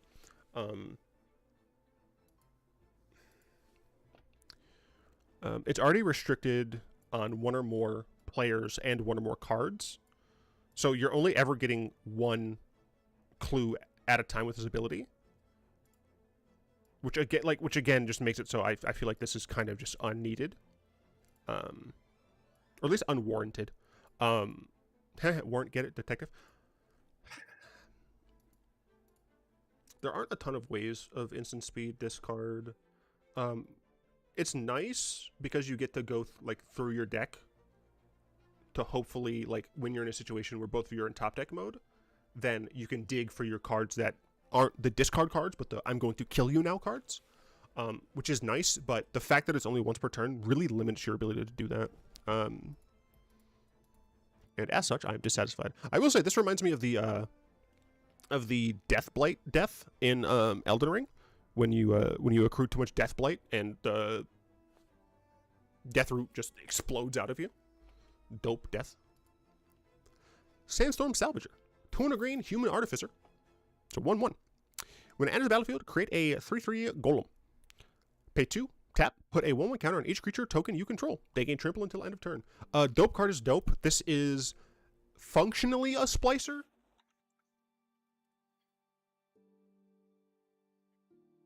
Functionally a splicer. I do kind of wish. I mean, all the splicers are Phyrexian, and I get that. That's a Darksteel Colossus. That's many Darksteel Colossi. What? Oh, I guess they're not Colossi. Yeah, because they're only marginally bigger than this. But yeah, no, I do still wish it was called a splicer. But it's splicer in spirit, right? I think they're all 1/1s, right? Yeah, they're all 1/1 artificers that make some number of golems and then buff your golems. This one, for what it's worth, buffs more than just your golems. It buffs all of your creature tokens. It's cool. Yeah, I mean, it's cool. It's good. This is not sorcery speed restriction, so you can use it as a combat trick. It's on board, so your opponent is sad if they miss it. But being able to make your 3/3s into 4/4s gives them trample. It's good. It's good. It's a good effect. Is it good enough to see play in things that aren't 100 card formats? Probably not. Still fun though. I mean, like, this plus Blade Splicer is fun. We got Blade Splicer. Are you on Arena? Did they put you on Arena? They didn't put you on Arena, you bastards. Because they have some Modern Horizons cards. That's actually very annoying. Also, I still love the flavor of this card. It's Splicer's Skill, and it has Splice. So good. Yeah, I mean, the main one really is Blade Splicer. Master Splicer is fine. But Blade Splicer is the main one. Being able to give your golems first strike. Having them have first strike and trample. Do any of them give vigilance? Oh, this guy. Are you on Arena? No. I mean, you cost 5. You're not great. But Wizards, give us the rest of the splicers on Arena. Generous Plunderer. 1 in a red for a Human Rouge, 2/2, with Menache. At the beginning of your upkeep, you may create a treasure token. When you do, target opponent creates a tapped treasure token. When it attacks, it deals damage to defending player equal to the number of artifacts that they control. I'm so generous, I'm going to give you some treasure. This card's dope in any deck that likes having artifacts, that likes when your opponents have artifacts, because there are decks like that. EDH decks that include Hoarding Drake? No. Udvara Hellkite? No. That's the one that makes more. It's a fucking 6-mana dragon. When it deals damage to a player, gain control of all of their artifacts. If you control 20 or more artifacts, you win. I hate my life. I hate that I know, like, the card. And I see the art. I just have no fucking idea. 20. Typeline. Dragon. And I'm pretty certain it is for red. Okay, it must not be for red.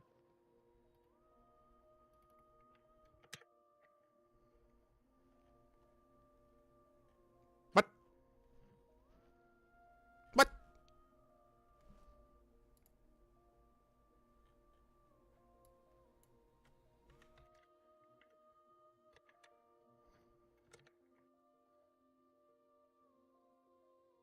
you talking about?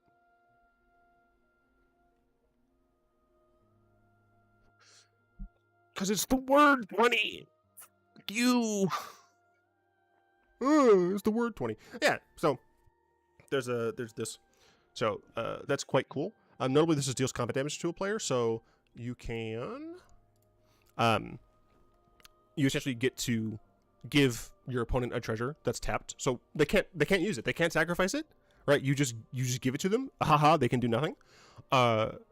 You attack. You have the trigger stack such that you hit them for their artifacts, and then you take their artifacts. Cool card is cool. Goes nicely in Mr. House. Dies to a lot of things in Mr. House because Mr. House is an artifact, so it's mostly like destroy non-artifacts, but still. Yeah, cool card. Cool card is cool. Yeah. Also, like, it has a political aspect to it. Always fun.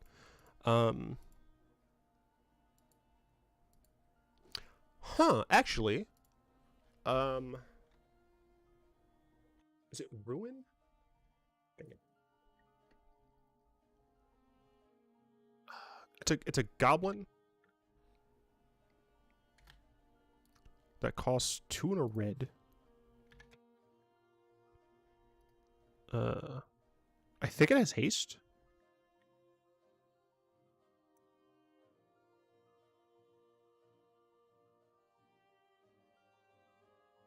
Yeah, Relic Robber.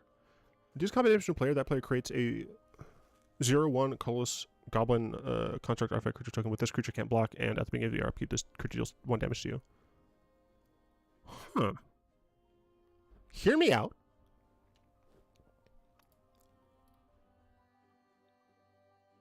Has haste? Yo, hear me out. You play this, and you play this, and you just fucking dome your opponent. So turn 2, like, I don't know what you do on turn 1. Hold up Lightning Bolt? Sure, whatever. Turn 2, cast this. Turn 3, you make a treasure token. You give your opponent a treasure token. If they have a blocker, kill the blocker. With, like, using your treasure, because you have 3 lands and a treasure. You play your Relic Robber. You attack with both. Combat damage. You stack the triggers. This thing gives them another artifact. You dome them for a total of 6. 2 from this, 2 from Menace Guy, 2 from the artifacts. And then at the beginning of their upkeep, they take an additional 1. Let them cook. I don't care. I think it's funny.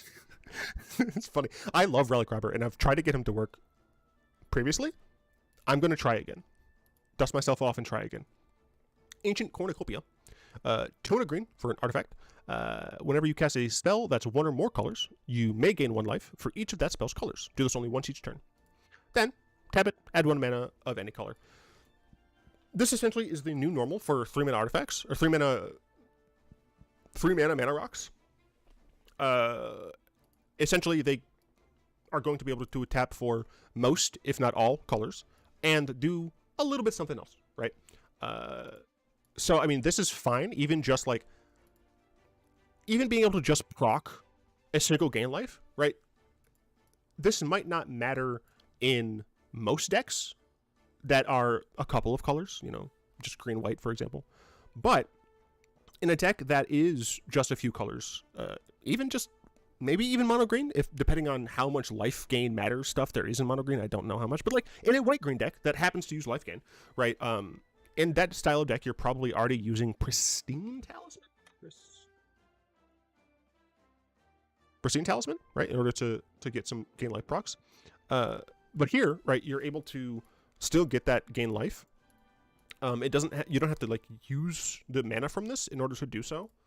So for whatever reason, this thing activated abilities can't be activated. Like there are legitimately cards that make it so artifacts, the artifacts that you have cannot be activated. Still has the trigger, right? So even just getting that additional, you know, 1 life during your turn, and then like potentially 1 life on your opponent's turn if you are casting, you know, a swords or a green instant that exists, like a Snakeskin Veil, right? Those types of things.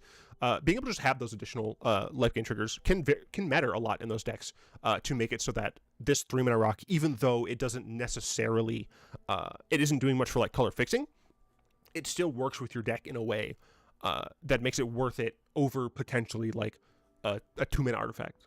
Obviously, you're still likely going to be playing a bunch of 2 mana artifacts, 2 mana rocks, but you know this could cut one of the least of the 2 mana rocks. Fomori Vault is a land. You tap it, add a colorless. 3, tap, discard a card. Look at the top X card of your library, where X is the number of artifacts you control. Put one of those cards into your hand, and the rest on the bottom of your library in a random order. Notably, all you have to fucking do is, I mean, you have to pay 3 mana, but who cares? You have to discard a card. The top X card of your library, where X is the number of artifacts you control. And the rest go on the bottom. Is that deck that I've been talking about? That crazy deck, the Paradox Engine deck? As I said, one of the main ways that you lose with that deck is you run out of deck manipulation, right? You'll have all of this mana and the inability to do anything. You have run out of the ability to manipulate the top. You run out of the ability to draw things. But here we have a Fomori Vault. Now, Vault says, now let's look. And the fact that this digs based on the number of artifacts you have means it can dig super deep, right? This is a card that so if we're playing the Paradox Engine deck, we definitely have the engine. We definitely have Mystic Forge. We have, probably a Guardian Idol, 1 or 2 of the 2 mana like ETB draw cards, and then let's say we have the bird, right? The bird that makes things cost 2 less, makes historic things cost 2 less. It might be 1 less. I don't remember. So that alone, right? You're paying 3 mana, discarding a land to look at the top 6. That's a lot of your deck. It's literally an entire 10th of your deck to try and get to try and keep that gas rolling, right? I think that's super strong. Notably, you do not have to reveal it because it doesn't have to be an artifact, right? You can get an additional Fomori Vault if you have if all this card just doesn't help. The 6 of these cards are kind of garbo. You can just get an additional Fomori Vault. No, you didn't play your line for a turn. You play this, and then, right, with your Mystic Forge, I don't know if it's Mystic Forge. It's something Forge. You're able to look at the top. You might be able to keep going from that. If not, I'm tap this, discard another land, and I get to use this again, right? Or I get to use the second one because it's not legendary for some reason. Yeah, no, this is really dope.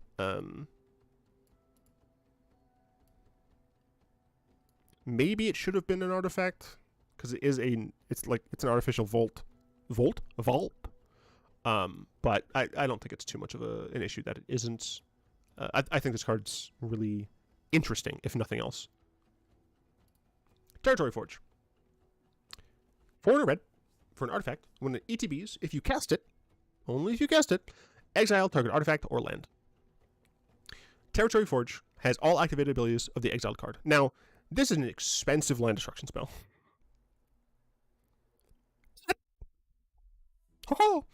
It doubles as the ability to get rid of an artifact.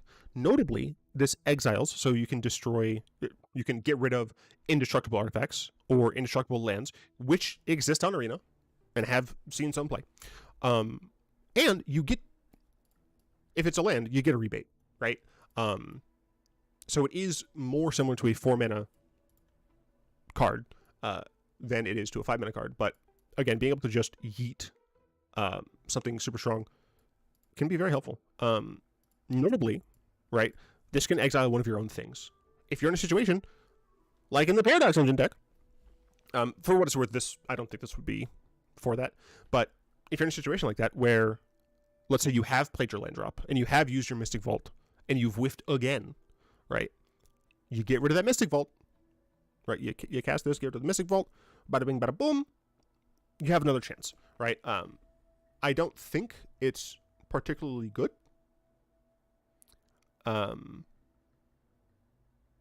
It's cool though. I saw someone say that hey, isn't this Urabrask? No. Urabrask does not have this type of face horn. This looks more like Rorik's, the Bladewing family.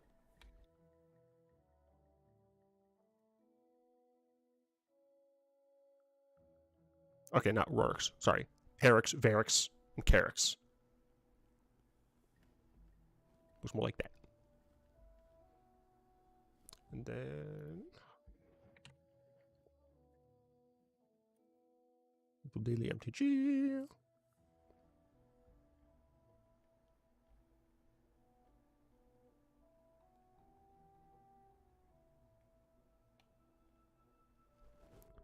The list I don't care about. Tokens, there we go.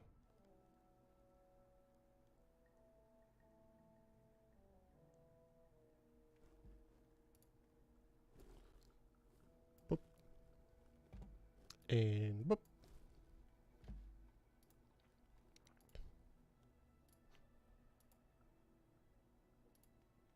There we go. Tokens. Tokens are cool. That copy is dope and trippy. Alex is fine. Angel is pretty dope. Where are you from? She looks very Boros. I think this is possibly a Boros angel. That sheep is hilarious. That spirit is dope. Literal Ghost Rider. Is Bo, the big blue cow. Big blue lot, whatever. Burb token? Why are you rocks? Why is this a rock flying type? Why are you rocks? Vampire Rogue? Looking sick. Looking actually dope. Dinosaur, hilarious. It Anki. I love how they did the mercenary. Where you like they're a faceless mercenary. You hire them to do something. They go do it. You don't need to know who they are. Scorpion Dragon, horrifying, absolutely terrifying. Elemental made of tumbleweeds. I'm sick of boars. Elk, actually goated elk art. Varmint, I still think they should have just been pests. They should have just been pests. Hell, even make them gremlins. Like, I understand that varmints are evocative, but I think using the flavor here is a net negative to the game. And unless there's like a really good reason, I prefer the game, to be the mechanics of it to be over the flavor, even if it's like a top-down set. Yeah, I would have preferred if these were pests. I mean, they could even just make them varmint pests. Wizards, so in my opinion, like, two of the big things Wizards just needs to be doing more of is multiple creature types and more pips. Pips as a balancing factor just, like, are not used nearly enough by Wizards. And then, of course, making tribes is just so much easier when you're able to just do multiple creature types. This zombie rogue token is absolutely dope. Goated Ath. Horrifying, but it's so good. Clue token. Cool clue. Meteor. Dope meteor. It doesn't remind me of the cat. The art style doesn't really remind me of the cat, but I don't care about that. Tree jar. Oh, plot. Cool. It's a helper. I like the helper stuff. I don't really care about this treasure. I'm sick of treasure chest. Is a bet. Adorable. Interesting. What the? I mean, this is a Fomori construct, so they do kind of look strange like this, but still. This is probably my favorite blood token so far. What the man? Why does this look so gross? It's a gnome. That looks really cool. This golem is the best golem art now. This map is dope. And this is Tiny Bones. Who the fuck is this supposed to be? Purple hands? Purple fingers with these? What?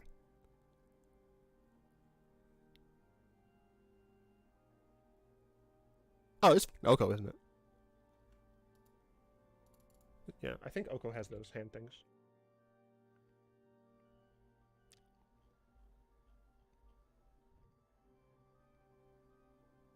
Doesn't he?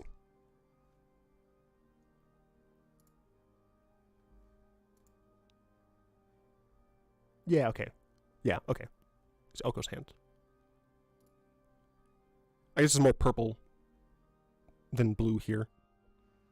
Maybe it's supposed to be, but I don't, and then these are going to be reprint stuff. So the commander decks, I don't think there are many new tokens. Dragon Elemental is new. Cool.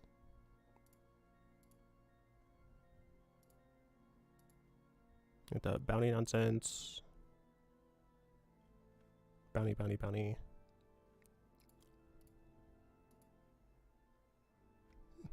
Reprinted the Sand Warriors. This one. Dragon Egg. And then Dragon. Cool stuff. And bounty, bounty, bounty. Boop, boop, boop. Eldrazi Scion, horrifying. And then bounties. Mercs. More Eldrazi, I'm terrified.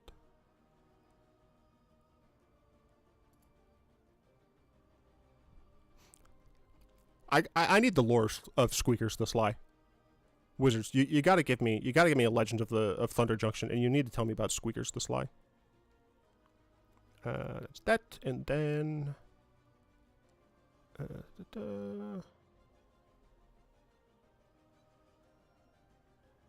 okay, yeah, this is just the actual notes if you want to check out on the rules.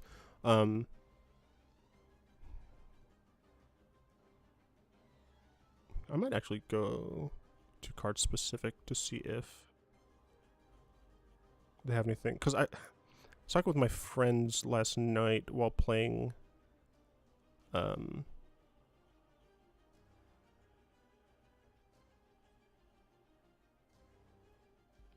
it's alphabetical, not by like importance of weirdness. There's a card that was worded weird, but I can't remember if it was from the actual set or if it's just an older card. Regardless, that is all.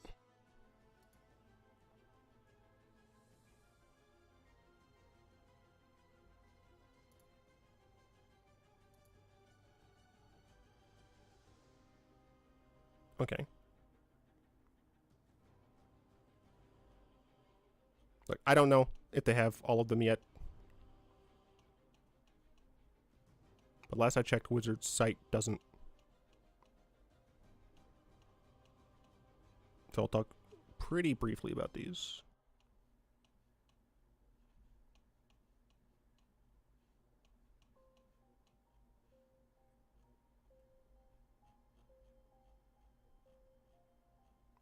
Then, yeah, okay. Let's see. Heirs of the Storm. 8 blue-red for an Elemental Warlock. Costs 2 less for each different mana value among instant sorcery cards in your graveyard. Cool. Oftentimes when you see these decks that want multiple, like you casting instant sorceries, a lot of the times the best way to do that is just playing a bunch of cantrips that are very cheap.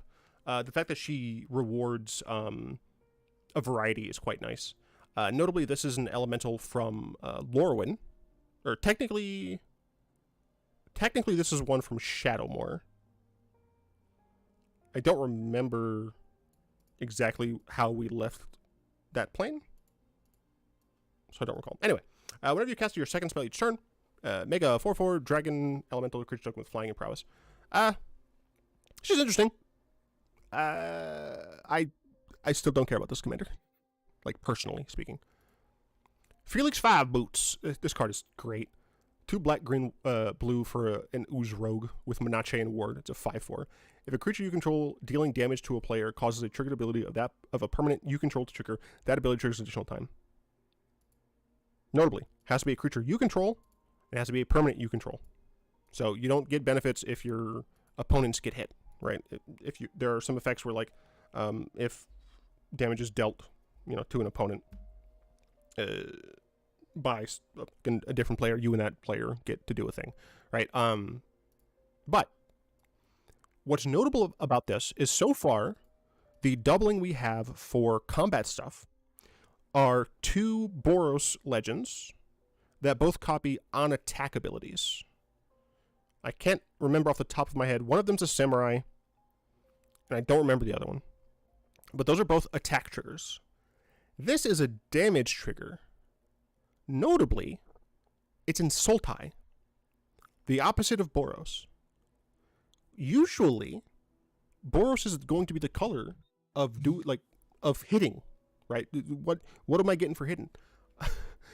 The fact that this is in Sultai is more interesting to me.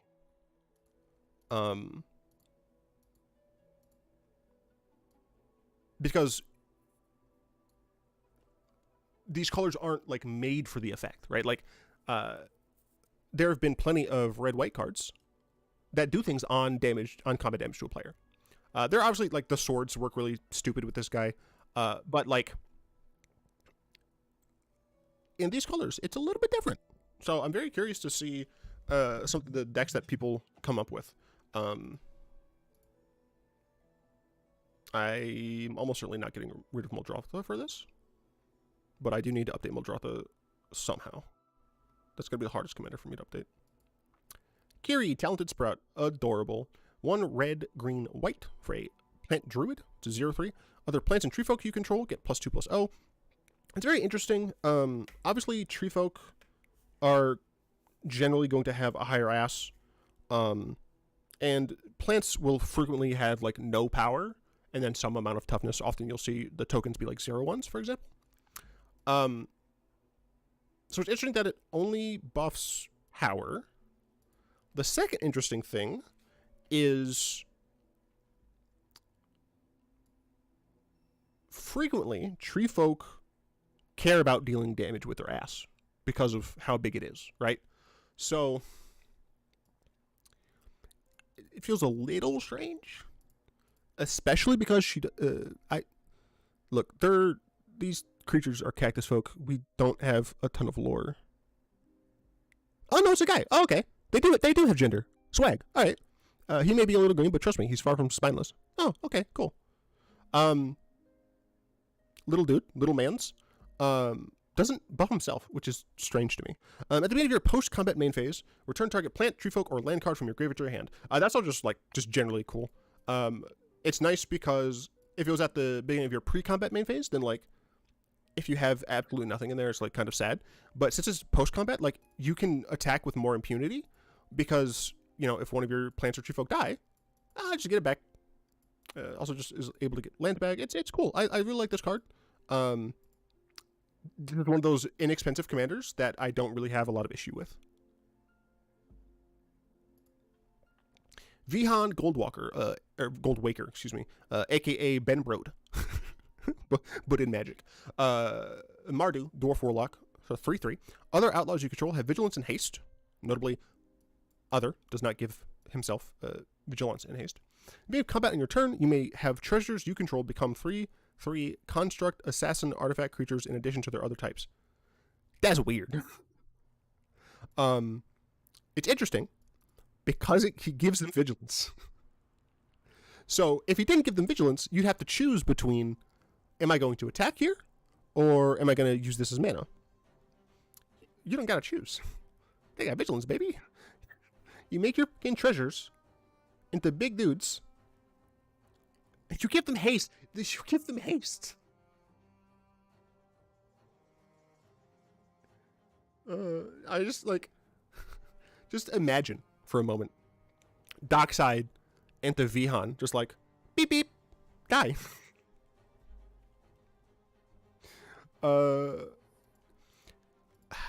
This. Note to pick and choose a number. It's all or nothing, right? So that is important. I'm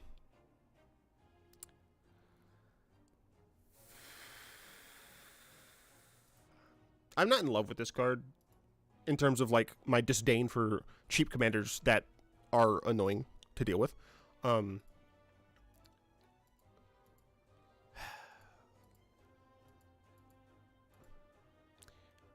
If he didn't give vigilance to the treasures, or he cost more, I think it'd be fine.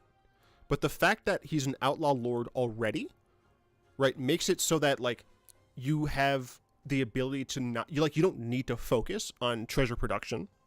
You're able to just play a normal outlaw deck that happens to have several pirates, which are outlaws, and make treasure a lot of the time, right? So I feel like this is going to be an annoying commander to see on the table, and I could be wrong, but like this shouldn't be. This should either be like a 2/2, 4 or 5 mana, make it so it's other non-artifact outlaws you control have vigilance and haste. Just like something. I don't see this not being annoying. Angel Indemnity. 5 and a white for an Angel Warrior, has flying lifelink. When it enters the battlefield, return target permanent card with mana value 4 or less from your graveyard to the battlefield. Hey, look, it's similar to Sun Titan. Similar cost, except you get a 4 or less instead of 3. Notably, Sun Titan's also on attack. This is not. However, this does have evasion in the form of flying. The lifelink is nice. It is a little bit smaller, but it does have Encore instead of the. So you don't get the value from attacking, but if it's in your yard, then you're able to get it back, and you get 1 for each opponent, and then you can attack, and you get 3 things. Three things if you're playing a typical game, and you get some stuff. So like it's fine. Notably, this is a Zendikar Angel. You can tell because of the 6 wings and halo above the eyes. Angelic Sellsword. Hey, look, it's an angel from New Capenna. I don't know if this is a natural born angel or if this is a Giada type thing. Because I don't remember if the angel. I guess I could just fucking look. Boop, boop. Nope. Angel. Set. Streets of New Capenna. And I'll do NCC as well.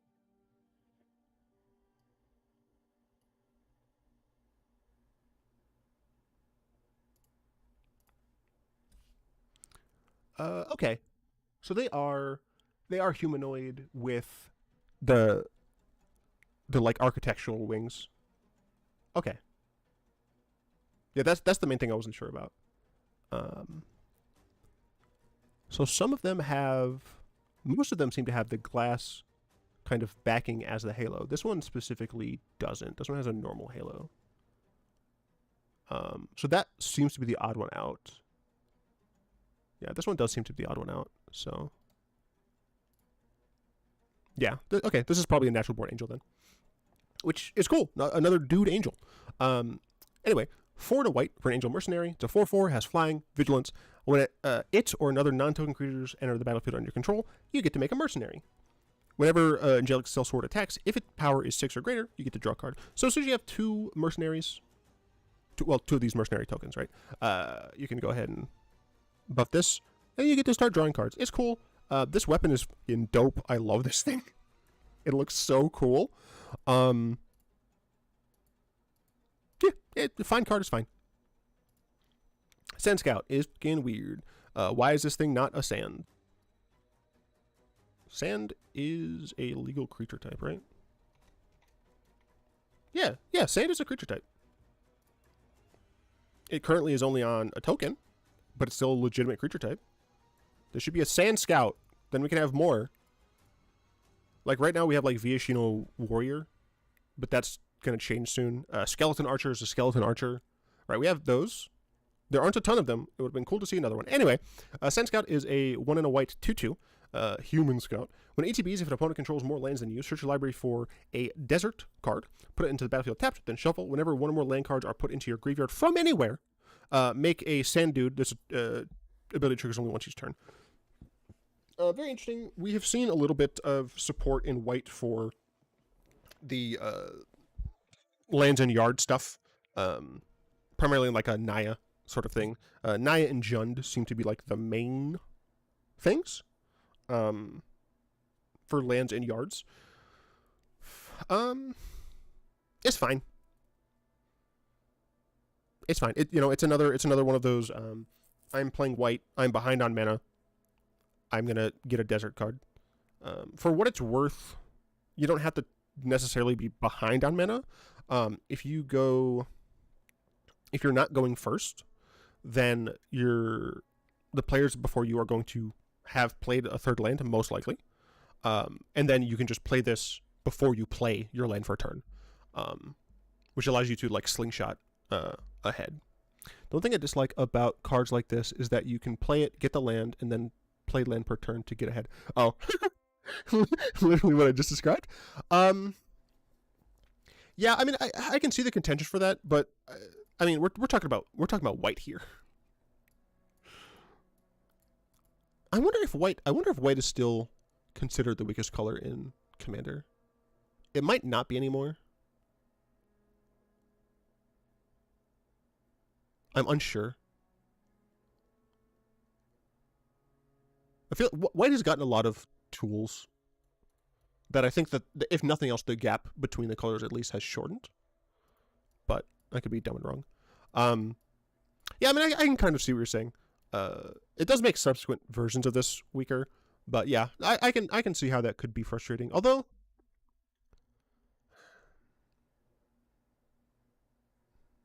if your opponent has 3 lands, I guess it's not the same as you playing a mana rock into land, because you're still using, because you're still using a resource.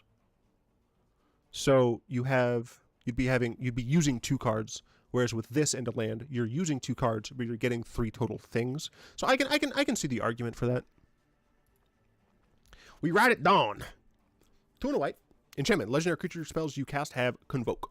Whenever your commander attacks, create a mercenary. I'd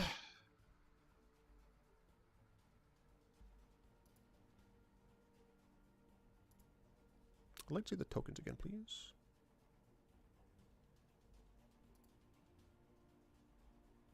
What's the mercenary look like again?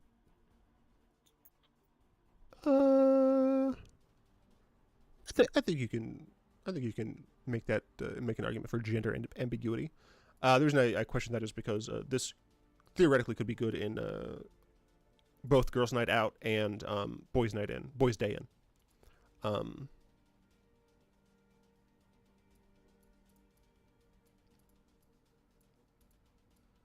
It's very interesting that your legendary things are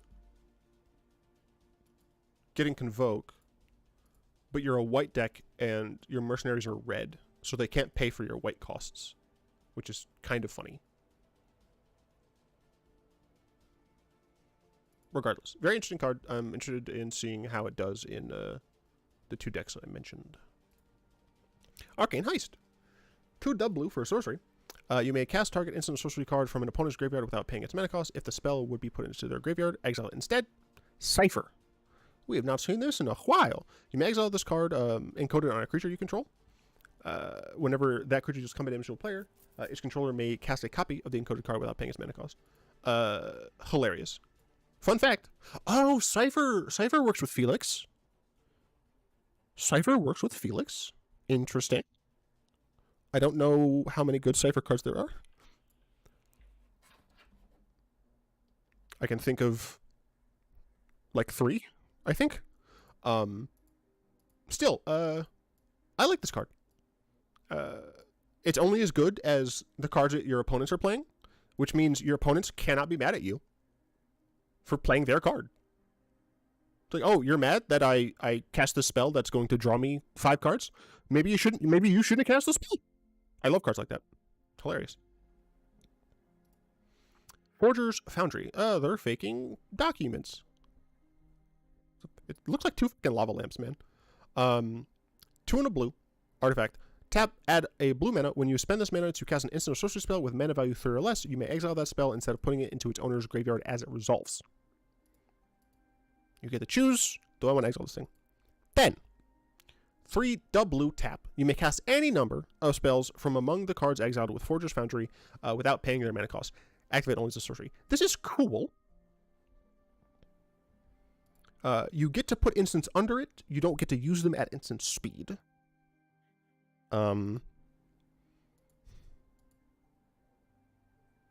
It's a cool card. Put High Tide under this. Obviously, you can put like draw spells. You can put bounce spells. You may cast any other without paying their mana costs. Notably, this is not alternative or additional. You cannot play alternative costs. So if you put Cyclonic Rift under this, right, you can't then cast Iconic Rift for its overload cost, because that's an alternative cost. However, if you cast an Into the Whale and put it under this, you are able to kick it still, because that's an additional cost that you can add to the actual mana cost. Cool card. Vibes very similar to things like Panoptic Mirror.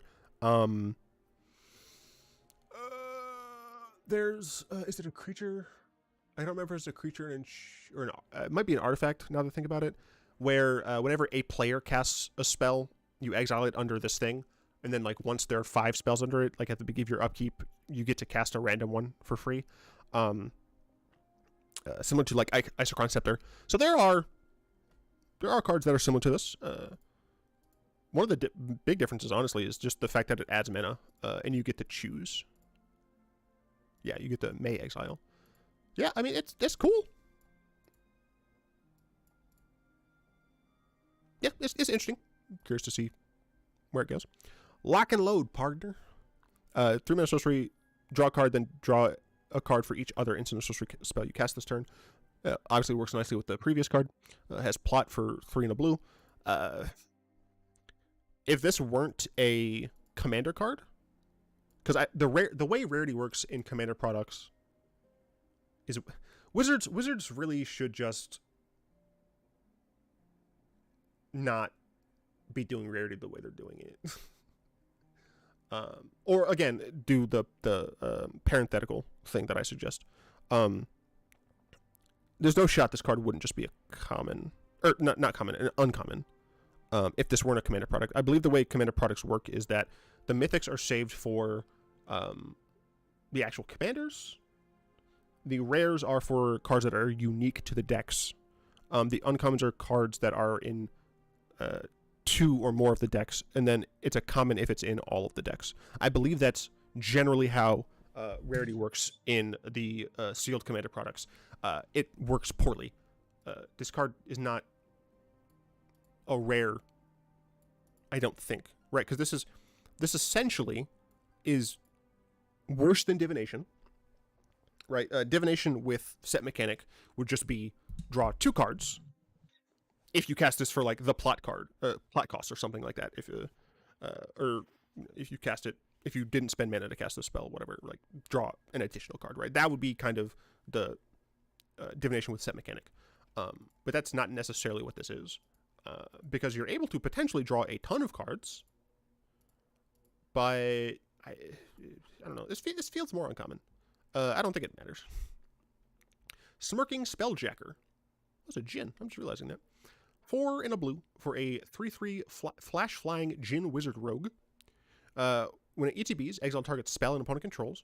Whenever it attacks, if a card is exiled with it, you may cast the exiled card without paying its mana cost. It's more theft cards.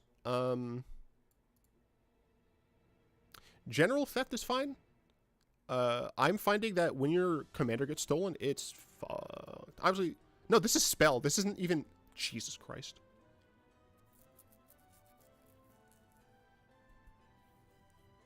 Oh wait, never mind. Against a commander, this still doesn't matter because essentially it's a counter spell for a commander. You just put it in your command zone. It's fine. It's whatevs. Thunderclap Drake. Clap that ass. 2 mana, 2/1 flying Drake. Instant and sorcery spells you cast cost 1 less to cast. This is Goblin Electromancer, but easier to cast.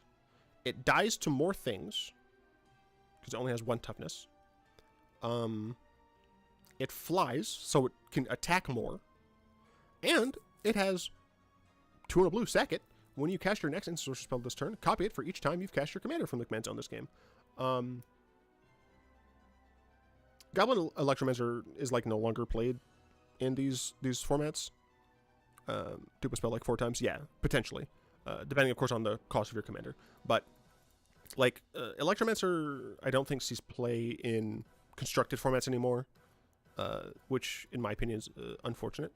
But I guess I was gonna say this card would replace it if it still were played. Then I remembered a card called fucking Orcish Bowmasters, and remembered that this having 1 toughness is actually incredibly important, right? We used to see that 3 toughness was the break point. So like, if something was 4 toughness, it's like this does not die to bolt. Cool. Now we have a secondary break point of 2, where cool, this doesn't die to Bowmasters from the ping. If you're attacking with it and it doesn't have evasion, it still dies to Bowmasters. They ping it, they block with the army. So yeah, I mean, it has potential to do a lot of things. Depending on how expensive your commander is, I feel like this will usually be each time you've cast your commander from the command zone. I think on average this will be like 1.8 copies. Maybe like up to like 2.2. I think that's like the average you can expect with this card. Again, it's very dependent on your commander's cost. Like if you're playing a blue-red deck with the owl partner and the lizard partner, it's like Kedris and it's like E something. It's a bird and it has partner. I want to say I caps locked. Whoops. Partner. Hey, it did start with an E. Swag. Yeah. So you play like this, and then you play Kedris, which is the lizard. Kedris. I don't know why I know Kedris. Excuse me?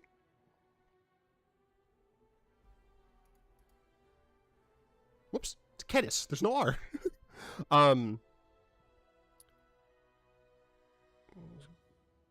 Yeah. So if you play like these two, right, then it makes it easier to get a big number here. Does each time you cast your commander count uniquely for each partner, or is it a combined total? It's a combined total. So if I cast Kedris and I cast Ezior, or whatever its name was, then that is me casting my commander twice. That's 2. You've cast your commander from the command zone. I would have cast my commander, which I technically have 2, twice. When it comes to the command tax, they are separate. But yeah, if you're playing like a cheap partner commander, then this kind of skyrockets in like potential average. The main balance there is the fact that this those 2 commanders costing only 2, and they're supposed to essentially partner with something that is more expensive, something that has a generally more powerful effect. It does mean that your commanders themselves aren't going to be super strong, so it does kind of balance that out. There obviously are still slightly more expensive partner pairings that you can do to make this good while still like kind of mitigating some of that difference. But like this, I think if you're playing Kedis Ezior, I think this is probably just a reasonable card to put in that. The boys are back in town. Hey, look, Ghost Riders. X, 2 and a black. For a sorcery, return X target outlaw creature cards from your graveyard to the battlefield. I don't care about this card at all. It's only your graveyard. You have to specifically be playing Outlaws, which is not, like, it's not nothing. The fact that you have an Outlaw commander now means that this is, like, fine. For 2 mana, or sorry, for 5 mana, right, you're getting 2 creatures, which is fine. But you could also be playing Living Death. If you're making a bunch of mercenary tokens, you could be playing Victimize. Took me a little bit to remember the name. Could see the art. Couldn't remember the name. It's fine. I think it depends a lot on this. And like for what it's worth, like this also just works in a mono pirates deck. If you're just playing assassins, if you're just playing rogues, like it still works there. But Charred Grave Robber. Why are the skeletons on this place fucking on fire? 2 and a black skeleton mercenary. It's a 3/1. When it enters the battlefield, return target outlaw card from your graveyard to your hand. Escape 3 and a black. Exile 4 other cards from your graveyard. It escapes with a 1/1 counter. You can keep getting it back as long as you have more nonsense to fill your graveyard. I've said previously, cards that use the graveyard as a resource for 2 separate things and or deplete that resource, I hate them. This uses the resource as a place to get cards, but it also depletes your graveyard and uses a resource to get itself back. I actively dislike this card. These are like conflicting designs. I don't like them. I hate Wizards for this. Discreet Retreat. It is legitimately hard for me. It was hard for me to say that. 3 and a black. Enchant Aura. Enchant Land. Has tap, add 2 mana of any 1 color. Spend this mana only to cast outlaw spells or activate abilities from outlaw sources. Whenever you cast your first outlaw spell, each turn, you draw a card and you lose a life. Notably, you don't have to use the mana from this card in order to get your outlaw thing. There are tribal instants. There aren't very many, but there are tribal instants. So you can potentially get this to activate on your opponent's turn.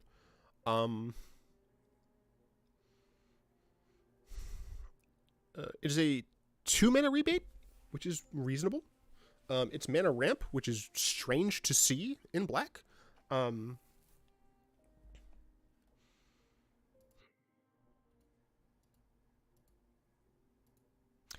It's intriguing. Heartless Conscription. Again, very, very cool art. I've seen a lot of people say that they really appreciate how this art feels like an older time in Magic, which I can see where they're coming from. The composition is different, but 6 dub black. We got Decree of Pain mana. Exile all creatures. For each card exiled this way, you may play that card for as long as it remains exiled, and mana of any type can be spent to cast that spell. Exile this. Okay. This is a Wrath that's also nonsense card advantage. Being able to just be like, all right, well, this board looking stupid. I'm gonna Wrath, except I don't really care about my creatures going away because I can recast them. But I also get to recast your creatures. Really dope. This is like one of the board wipes where you really do not care if your commander's on the field. Just let it be exiled. And then you get to just cast it again. For its normal cost. You don't have to add to the command text. Is dope stuff. It does cost 8. Which is a lot. But black does have the tools. You know, we got Urborg Yawgmoth. No. Urborg Coffords. My bad. So, you know, it's a thing. Orochi Soul Reaver. We're getting a Kamigawa Snake. Heck yeah. 5 and a black for a 5/4 Snake Ninja Rogue.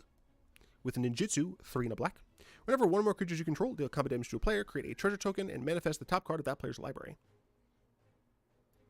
More theft. A lot of theft going on. Makes sense as an outlaw set. Theft didn't have a ton of like playables. They're giving theft a bit more stuff to work with. It's good. It's cool. Thieving Varmint. Again, should have been passed. 1 and a black for a 2/1 Death Touch Lifelink Varmint. Tap, pay a life, add 2 mana of any 1 color. Spend this mana only to cast spells you don't own. Very hilarious.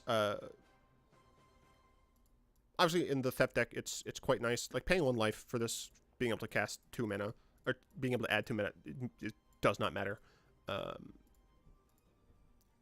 It having Death Touch Lifelink is actually pretty dope, because, you know, your opponents aren't really going to want to block this, or attack into it, because you get to just kill their thing. This is actually a good card. The art is also pretty dope. The angle, like the way it's kind of fisheyed, is interesting. The way that the focus is done, so that like this is not just the foreground. Like this is the foreground. It's quite nice. Should have been passed. Cataclysmic Prospecting. I hate words. X dub red for sorcery deals X damage to each creature. For each mana from a desert spent to cast this spell, create a tapped treasure token. Cool. It incentivizes you to play deserts. You don't have to, really. You're still being able to just deal damage to everybody. The more mana you spend on this, the more treasures you could get. Fudge. I have to put deserts in my house deck. Like, I gotta. It's literally the fucking Mojave Desert.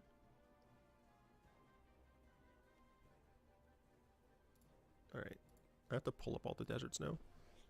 Desert. Maybe put that second E in there, dumbass. Alright. Swage. Interesting card. Crackling Spellslinger. 3 dub red for a 2/2 flash human wizard. When it enters battlefield, if you cast it, the next instant sorcery spell you cast this turn has Storm. It has flash, so you can cast it on your opponent's turn. It just says cast it. You don't have to spend mana on it if you have a way of cheating it like into play, like casting it for free. Obviously, like just cheating it into play is different. And you just get Storm on a thing. The fact that it costs 5 is a limiter, but red is the color of treasure, so we'll see.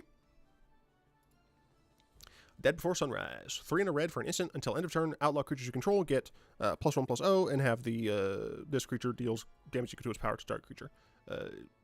Punch, I think, is what people have agreed on.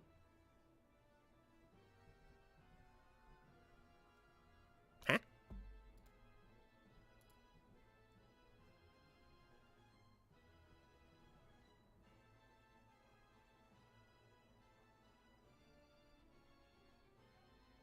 Oh yeah, no, yeah. Storm works with your opponent's casting things. Yeah.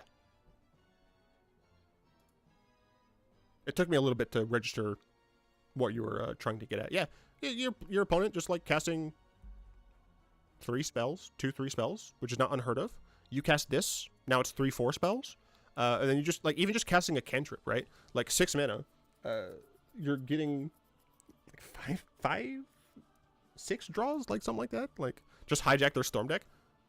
Yeah, I mean, that's funny. Like, if you're playing against Storm and you have 6 mana open and a Lightning Bolt in hand, they go to cast Grape Shot, I suppose, and you're like, nah. Crackling, Lightning Bolt. I actually kill you!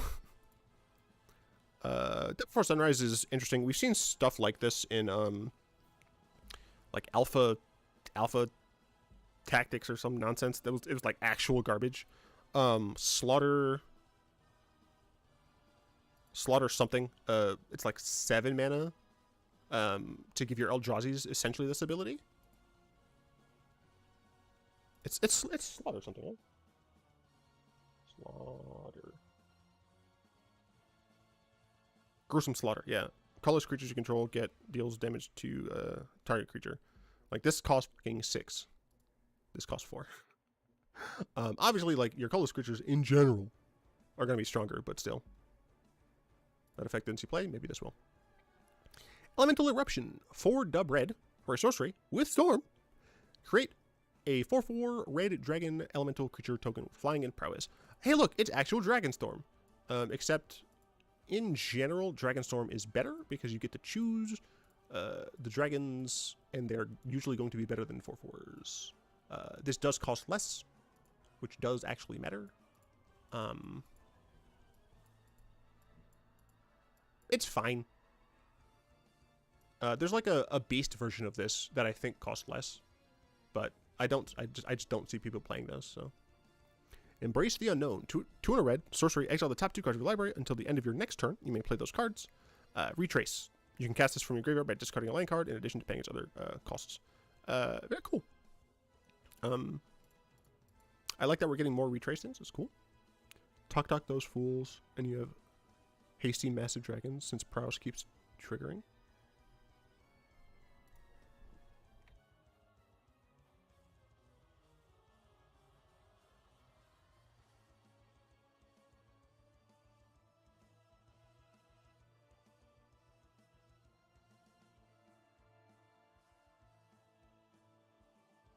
What?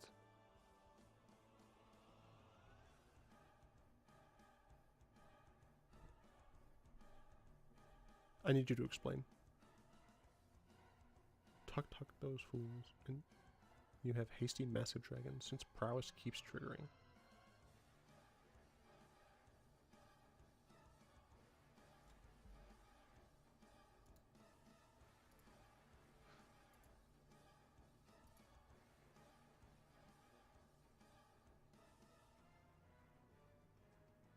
Oh, the fort. I thought you were talking about actual Tuk. The fort, okay.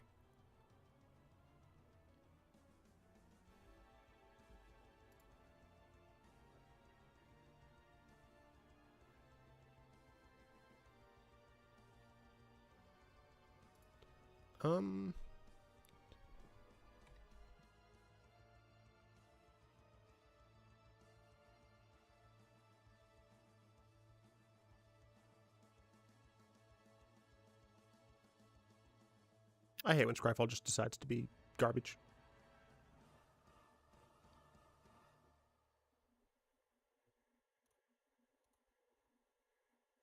I hate you so much.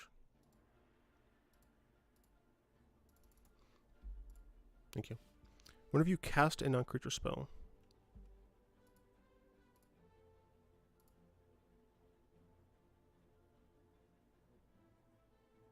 I don't think they get cast. Whenever you cast this spell, copy it.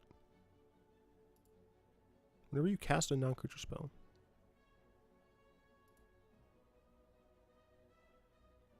Because it doesn't say you're casting the copy. I don't think Swift Spear works with...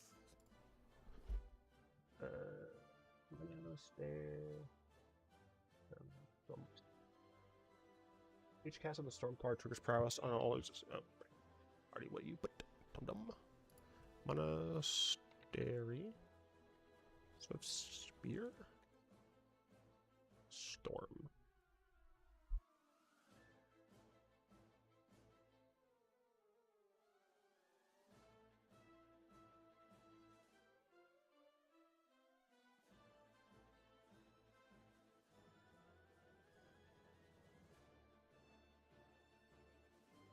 That's what I thought.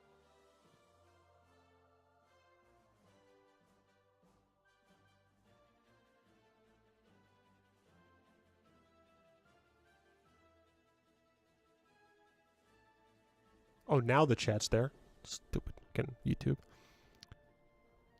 The copies are put directly on the stack. They aren't cast and won't be counted by other spells with Storm cast later in the turn. Copies aren't casted, meaning prowess won't trigger for them.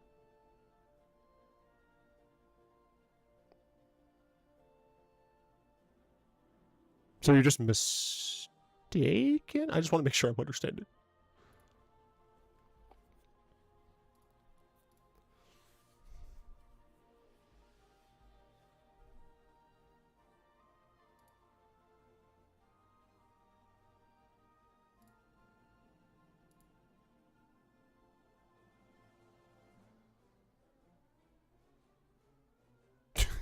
Doesn't show up. Yeah, I found a judge ruling explaining why I'm an idiot. Okay.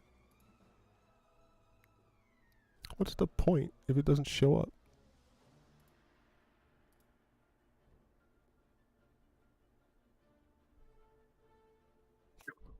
Hilarious. Anyway, Paralytic Charge. 4 in a red. What the f... Normal looking skeleton horse. Normal looking skeleton horse. What the f is happening here?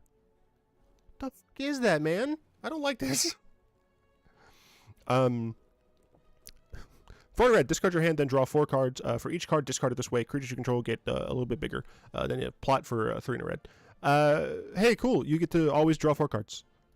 You only get an additional benefit if you ended up discarding cards, but you do not have to. You can cast this when you have no cards, and you get to draw 4 cards.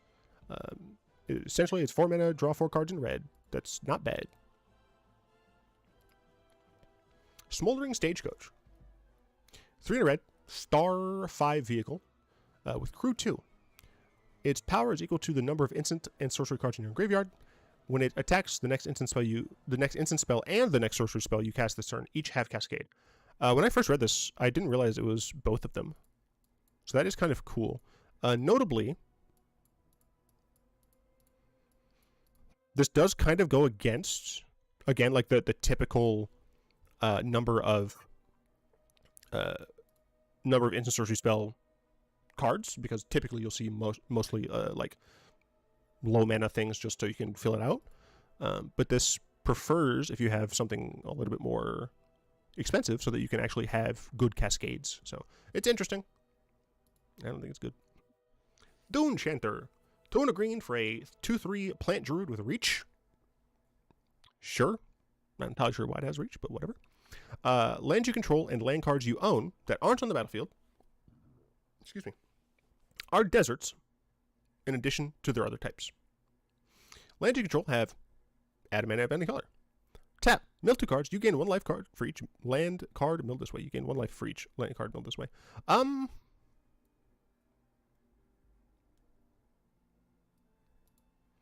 Honestly, this card feels balanced enough, right? You can compare this to Azusa, Ramanap Excavator, the Ascending Dinosaur. I don't remember the name of it. The 3-mana 5/5 Wayward something, Swordtooth maybe. This notably does make it so land you control and land cards you own that aren't on the battlefield are deserts. Yes, so this does give you a bunch of desert stuff. There isn't a ton of desert payoff, so I'm hoping the next time we go to Amonkhet, we'll also get more desert support. I think it'd be pretty dope. It fixes your mana. Sure, that's fine. A 3-mana effect like that, totally reasonable. And then milling 2 and gaining, is up to 2 life. I think this is totally fine. Like, this card doesn't help you, like, it doesn't let you play additional lands each turn. It doesn't make it so you can change where you play lands from. It is, it's similar to those cards, but different, where the fact that it has, like, a bunch of words on it, it's not actually, like, a nonsense card, right? This card, I think it's very, very reasonable. Rumbleweed. This card is fucking not. 10 and a green. This spell costs 1 less to cast for each land card in your graveyard. Vigilance, Reach, Trample. It's an 8/8, by the way. When it enters the battlefield, other creatures you control get +2/+3 and gain Trample until end of turn. It's a weird version of Crater Hoof that can cost 1 mana. This doesn't have haste. All I see is green mana. Where's the 10 you speak of? Yeah, exactly. Like, it doesn't have haste, sure. Green is secondary, I think, in haste. It might be tertiary. I'm not entirely sure. But yeah, like, green has haste. Like, there are ways to do hasty nonsense in green. This is always exactly +3/+3, so the sky is lower on it. But, if you only have, like, 2 creatures, like, you're getting essentially the same buff. But yeah, like, the fact that this could just cost 1 mana is nuts. And you can also include, like, other cards in the deck that, like, care about having high mana value creatures. There's stuff like, what is the name of that card? I can see it. I can see the art of the dude. I'm pretty sure there's a card that, like, you get to sack a creature and you get something for how much it cost. I don't remember anything. I cast this for, say, 3 mana, Birthing Pot it, search for Blight Sickle.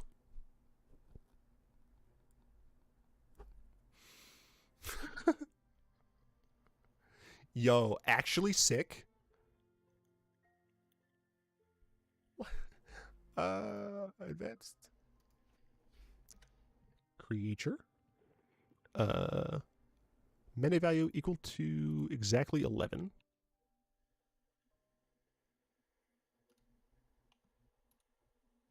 No, this is 11. 12, dumbass. Exactly 12. Legal in. Commander. Like, you can also play this in the deck. I just like to play it also by trigger stacking. Wouldn't it buff the Colossus with trample? No, you can only activate Birthing Pod at sorcery speed. So you can't cast this and then in response to the trigger sack it. Birthing Pod is sorcery speed only. Is Vanifar the same way? I think only anytime you can cast a sorcery. Yeah, unfortunately Vanifar's the same way. But theoretically, if you could do it at instant speed, yes. Yeah. Right. This is just a big dork. This one's hilarious. This card is garbage. It That Betrays is dope.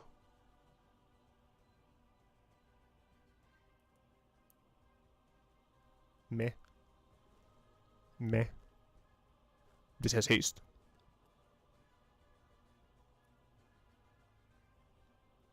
I mean, It That Betrays, Thrashta, potentially Kraken if you're in the colors, but like Blightsteel and Galta, you're just playing that in that deck anyway. I mean, those are hilarious. Absolutely hilarious. Yeah, card's funny. Savvy Trader, 3 and a green. For a 3/3 human citizen. Is there no creature type for, like, shop owner? I guess not. The closest, I think, would be, like, advisor. Citizen works. When it enters the battlefield, exile target permanent card from your graveyard. You may play that card for as long as it remains exiled. Spells you cast from anywhere other than your hand cost 1 less to cast. Cool stuff is cool. This is best for, like, adventure cards, I think. Just thinking about green. Green has some flashback stuff. It has some. It's getting some plot stuff, but it's not getting like as much as the white blue. It's anywhere in your hand. This, for what it's worth, this always works with your commander. If you're casting your commander from the command zone, this will always make it cost 1 less.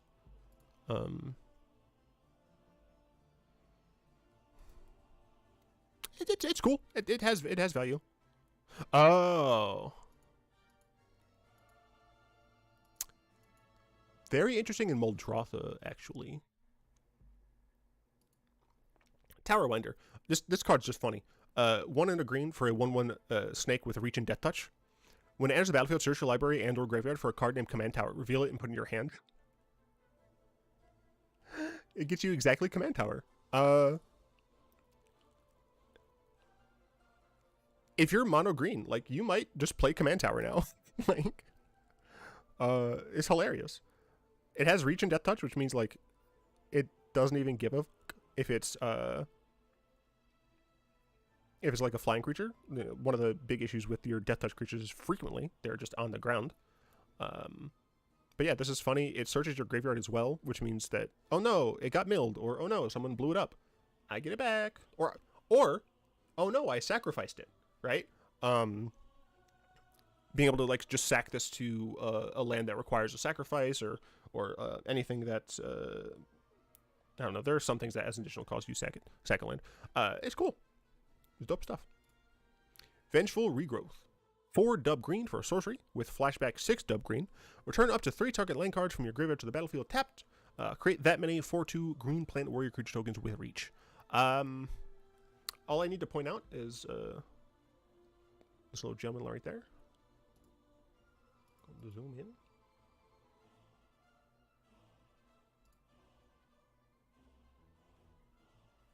Look at that, look at that. The little cactus folk. And a little cowboy hat. It's adorable. He's just like, yeah. 1, 2, 3. Return up to 3 target lands. You have to create that many. I wish it wasn't tied to the number of lands you're getting back. That makes it substantially worse.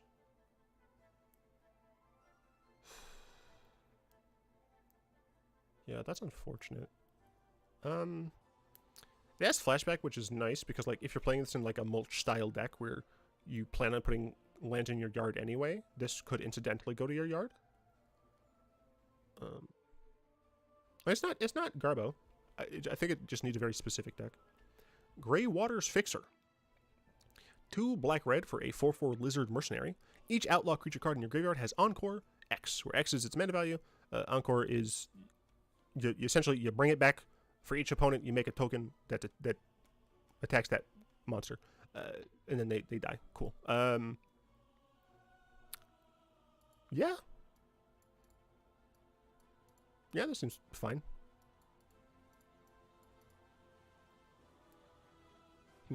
Yeah. Encore card. Cool. Bounty board. 3 artifact. Tap. Add a mana of any color. Pay 1 and tap. Put a bounty counter on target creature. Activate only the sorcery. Whenever a creature with a bounty counter on it dies, each of its controller's opponents draw a card and gain 2. So this does help. Like, not just you. So it's not the best. So like again, if you're at a 3-player game, or if you had a 4-player game, sorry, and you put this on player C's creature, your player A, and then it dies. They're going down functionally 4, right? They lose they no longer have the creature, and all 3 of their opponents are getting an additional card. You are... One opponent goes down. 2 opponents go up. Should take that to -1. But then you go up. You're at neutral. Yes, this is only like value neutral. If you're including the creature dying, which isn't necessarily going to be value neutral in that circumstance. It's fine. It's a political card. My question, I know we have hit counters. How many bounty counters do we have? Ah, shit. This has bounties?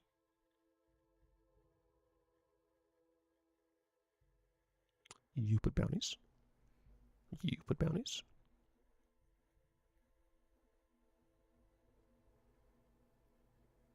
Oh, this is, yeah, it's literally just... It's just Mathis.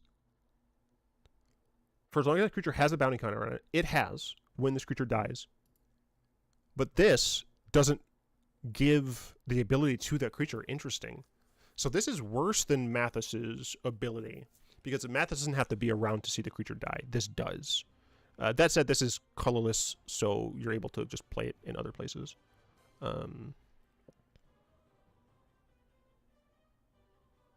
Interesting. This is the most unfortunate part, is that Cheval is good. I mean, obviously, all of them can play this, but like, both of them can play the 2 mono black cards, right? Not being able to play them with each other is sad. Unless, of course, you're like, rule 0. Be like, hey guys, I have a potential deck where I would like to play Cheval and Mathis. Can I do that? And if they're like, nah, let's play a different deck. More bounty counters. Actually, how many hit counters are there? Fuck. Nope, not dealing with that. I could go in and do counters. I don't care. Dream Thief Bandana. 2 mana. Equipment. Equip 1. Whenever equipped creature deals combat damage to a player, look at the top card of their library, then exile it face down. For as long as it remains exiled, you may play it, and mana of any type can be spent to cast that spell. It's free real estate. Yeah, it's more theft stuff. This is actually a really pretty reasonable theft card. Only costs 2, equips for 1. Obviously the main drawback is that it doesn't buff your creature at all, but put this on an evasive creature anyway. That deck likes to be playing evasive creatures, Thief of Sanity. Gonti isn't truly evasive, but dude has Death Touch. So you're not necessarily going to want to block a Death Touch creature, right? It's cool. More theft. Very interesting. Leyline Dowser. These things look the most like guns in the set, which is hilarious. 2-mana artifact. 1 and tap mill a card. You may put an instant or sorcery card milled this way into your hand. Tap an untapped legendary creature you control. Untap this. Card's garbage. Unless the top card of your library. Like paying 1 mana and tapping this to mill a single card, and then hoping that's an instant or sorcery.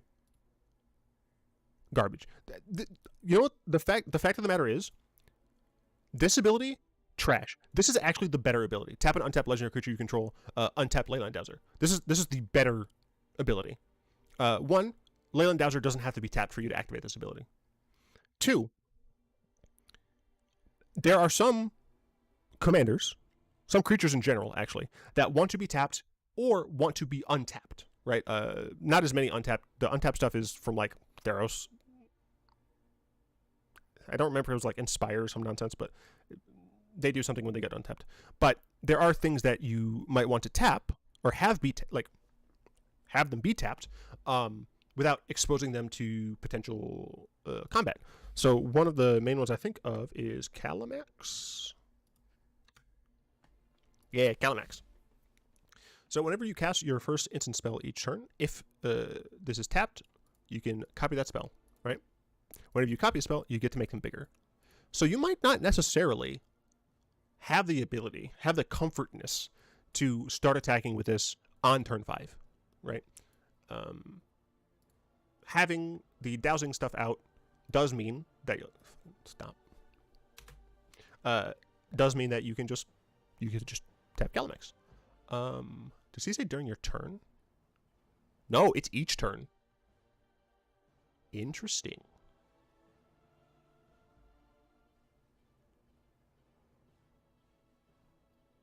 Yeah. So you get to use them on your turn and on your opponent's turns. Yeah, reasonable.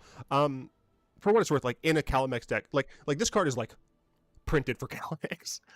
In that deck specifically, the +1, or not the +1, the first ability actually is more likely to be powerful.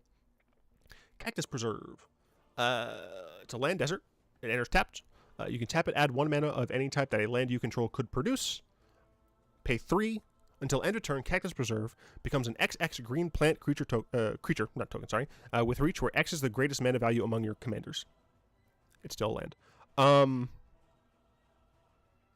Notably, this says mana of any type.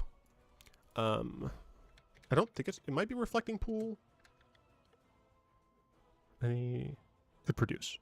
Okay, yeah. So it's Reflecting Pool, right? That's all this card does. Right, it adds a mana of a land you can produce. This enters tapped, so that's the main drawback, right? Because otherwise it would just be pure upside. It's a desert, and it has more, but it enters tapped, so that is legitimately important.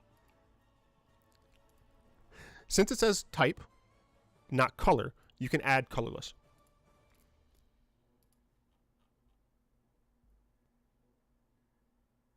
Yeah, there we go. I was pretty sure that I wanted to guarantee. But the stupid thing is you could just play this in Kozilek, for example. Play this turn 1. Turn 2, I play something. I don't care. Artifact ramp, an artifact that makes it so that it costs more mana to play things. You could be an a-hole and do Winter Orb. I think that costs 2. Might cost 3. No, Winter Orb wouldn't work. Never mind. Shut up. But yeah, on turn 3, you get to attack with a 12/12. You're not advancing your board, but you get to attack with a 12/12, and that's funny. I find that funny. Yeah, I mean, if you're playing a commander that costs 6 or more, this is just generally. If you're playing a commander that costs 8 or more, always play this. If you're playing a commander that costs 6 or 7, I think it's pretty reasonable. I will say I've been complaining a lot about Wizards printing more and more like low MV commanders. I gotta point out when they have more cards that benefit having a more expensive commander, and I do hope they print more of those cards. I want to see more cards that are fine if you have like a 3 or 4 mana commander, good if you have a 5 or 6, and then nuts if you have 7+. Yeah. So that's the end. Now that we've talked about the commander cards as well, of all these cards. My life is getting weird and garbage. I've been waffling the past few days on whether or not I want to just completely stop content creation, or if I want to try and do it consistently again. I'm not going to stop. I've come to the conclusion that I even if I'm like streaming to again 2 people. Yeah, even if I'm streaming to like 2 people. It's still fun. It's something that I can do. And when in your life you feel like you don't have a lot of control, knowing that there's something that you can do that isn't hard, in terms of like the willpower to do it, I think it's important. So I'm not going to stop. I'm also not going to say I'm going to be consistent. I would like to start having Cow Tuesdays and Taxes Thursdays, where essentially every Tuesday I'm playing some Warp Forge and every Thursday I'm playing some Taxes. But I still need to deal with my sleep schedule getting better before I can say anything definitively. But I'm hoping, like, so I'm going to be modifying my meds soon to be instant instead of prolonged. So I'm hoping that the shorter duration but instant medication will be helpful in doing things. And if I'm able to have some semblance of regularity, being able to include the like guaranteed Tuesdays and Thursdays would be very nice. So that's it for now. I am stoked to see how Timeless shapes up. And in most of the sets recently, like I've been saying like, oh, it's so cool, like I want to make all these decks, and I do. I'm realizing that like Wizards doesn't promote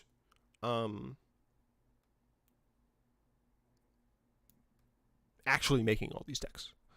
Just the fact that like as soon as you start like making decks for one set, a new set's already being spoiled, right? Like it's very frustrating. So I don't know. Anyway, hope you all enjoy the rest of your Friday.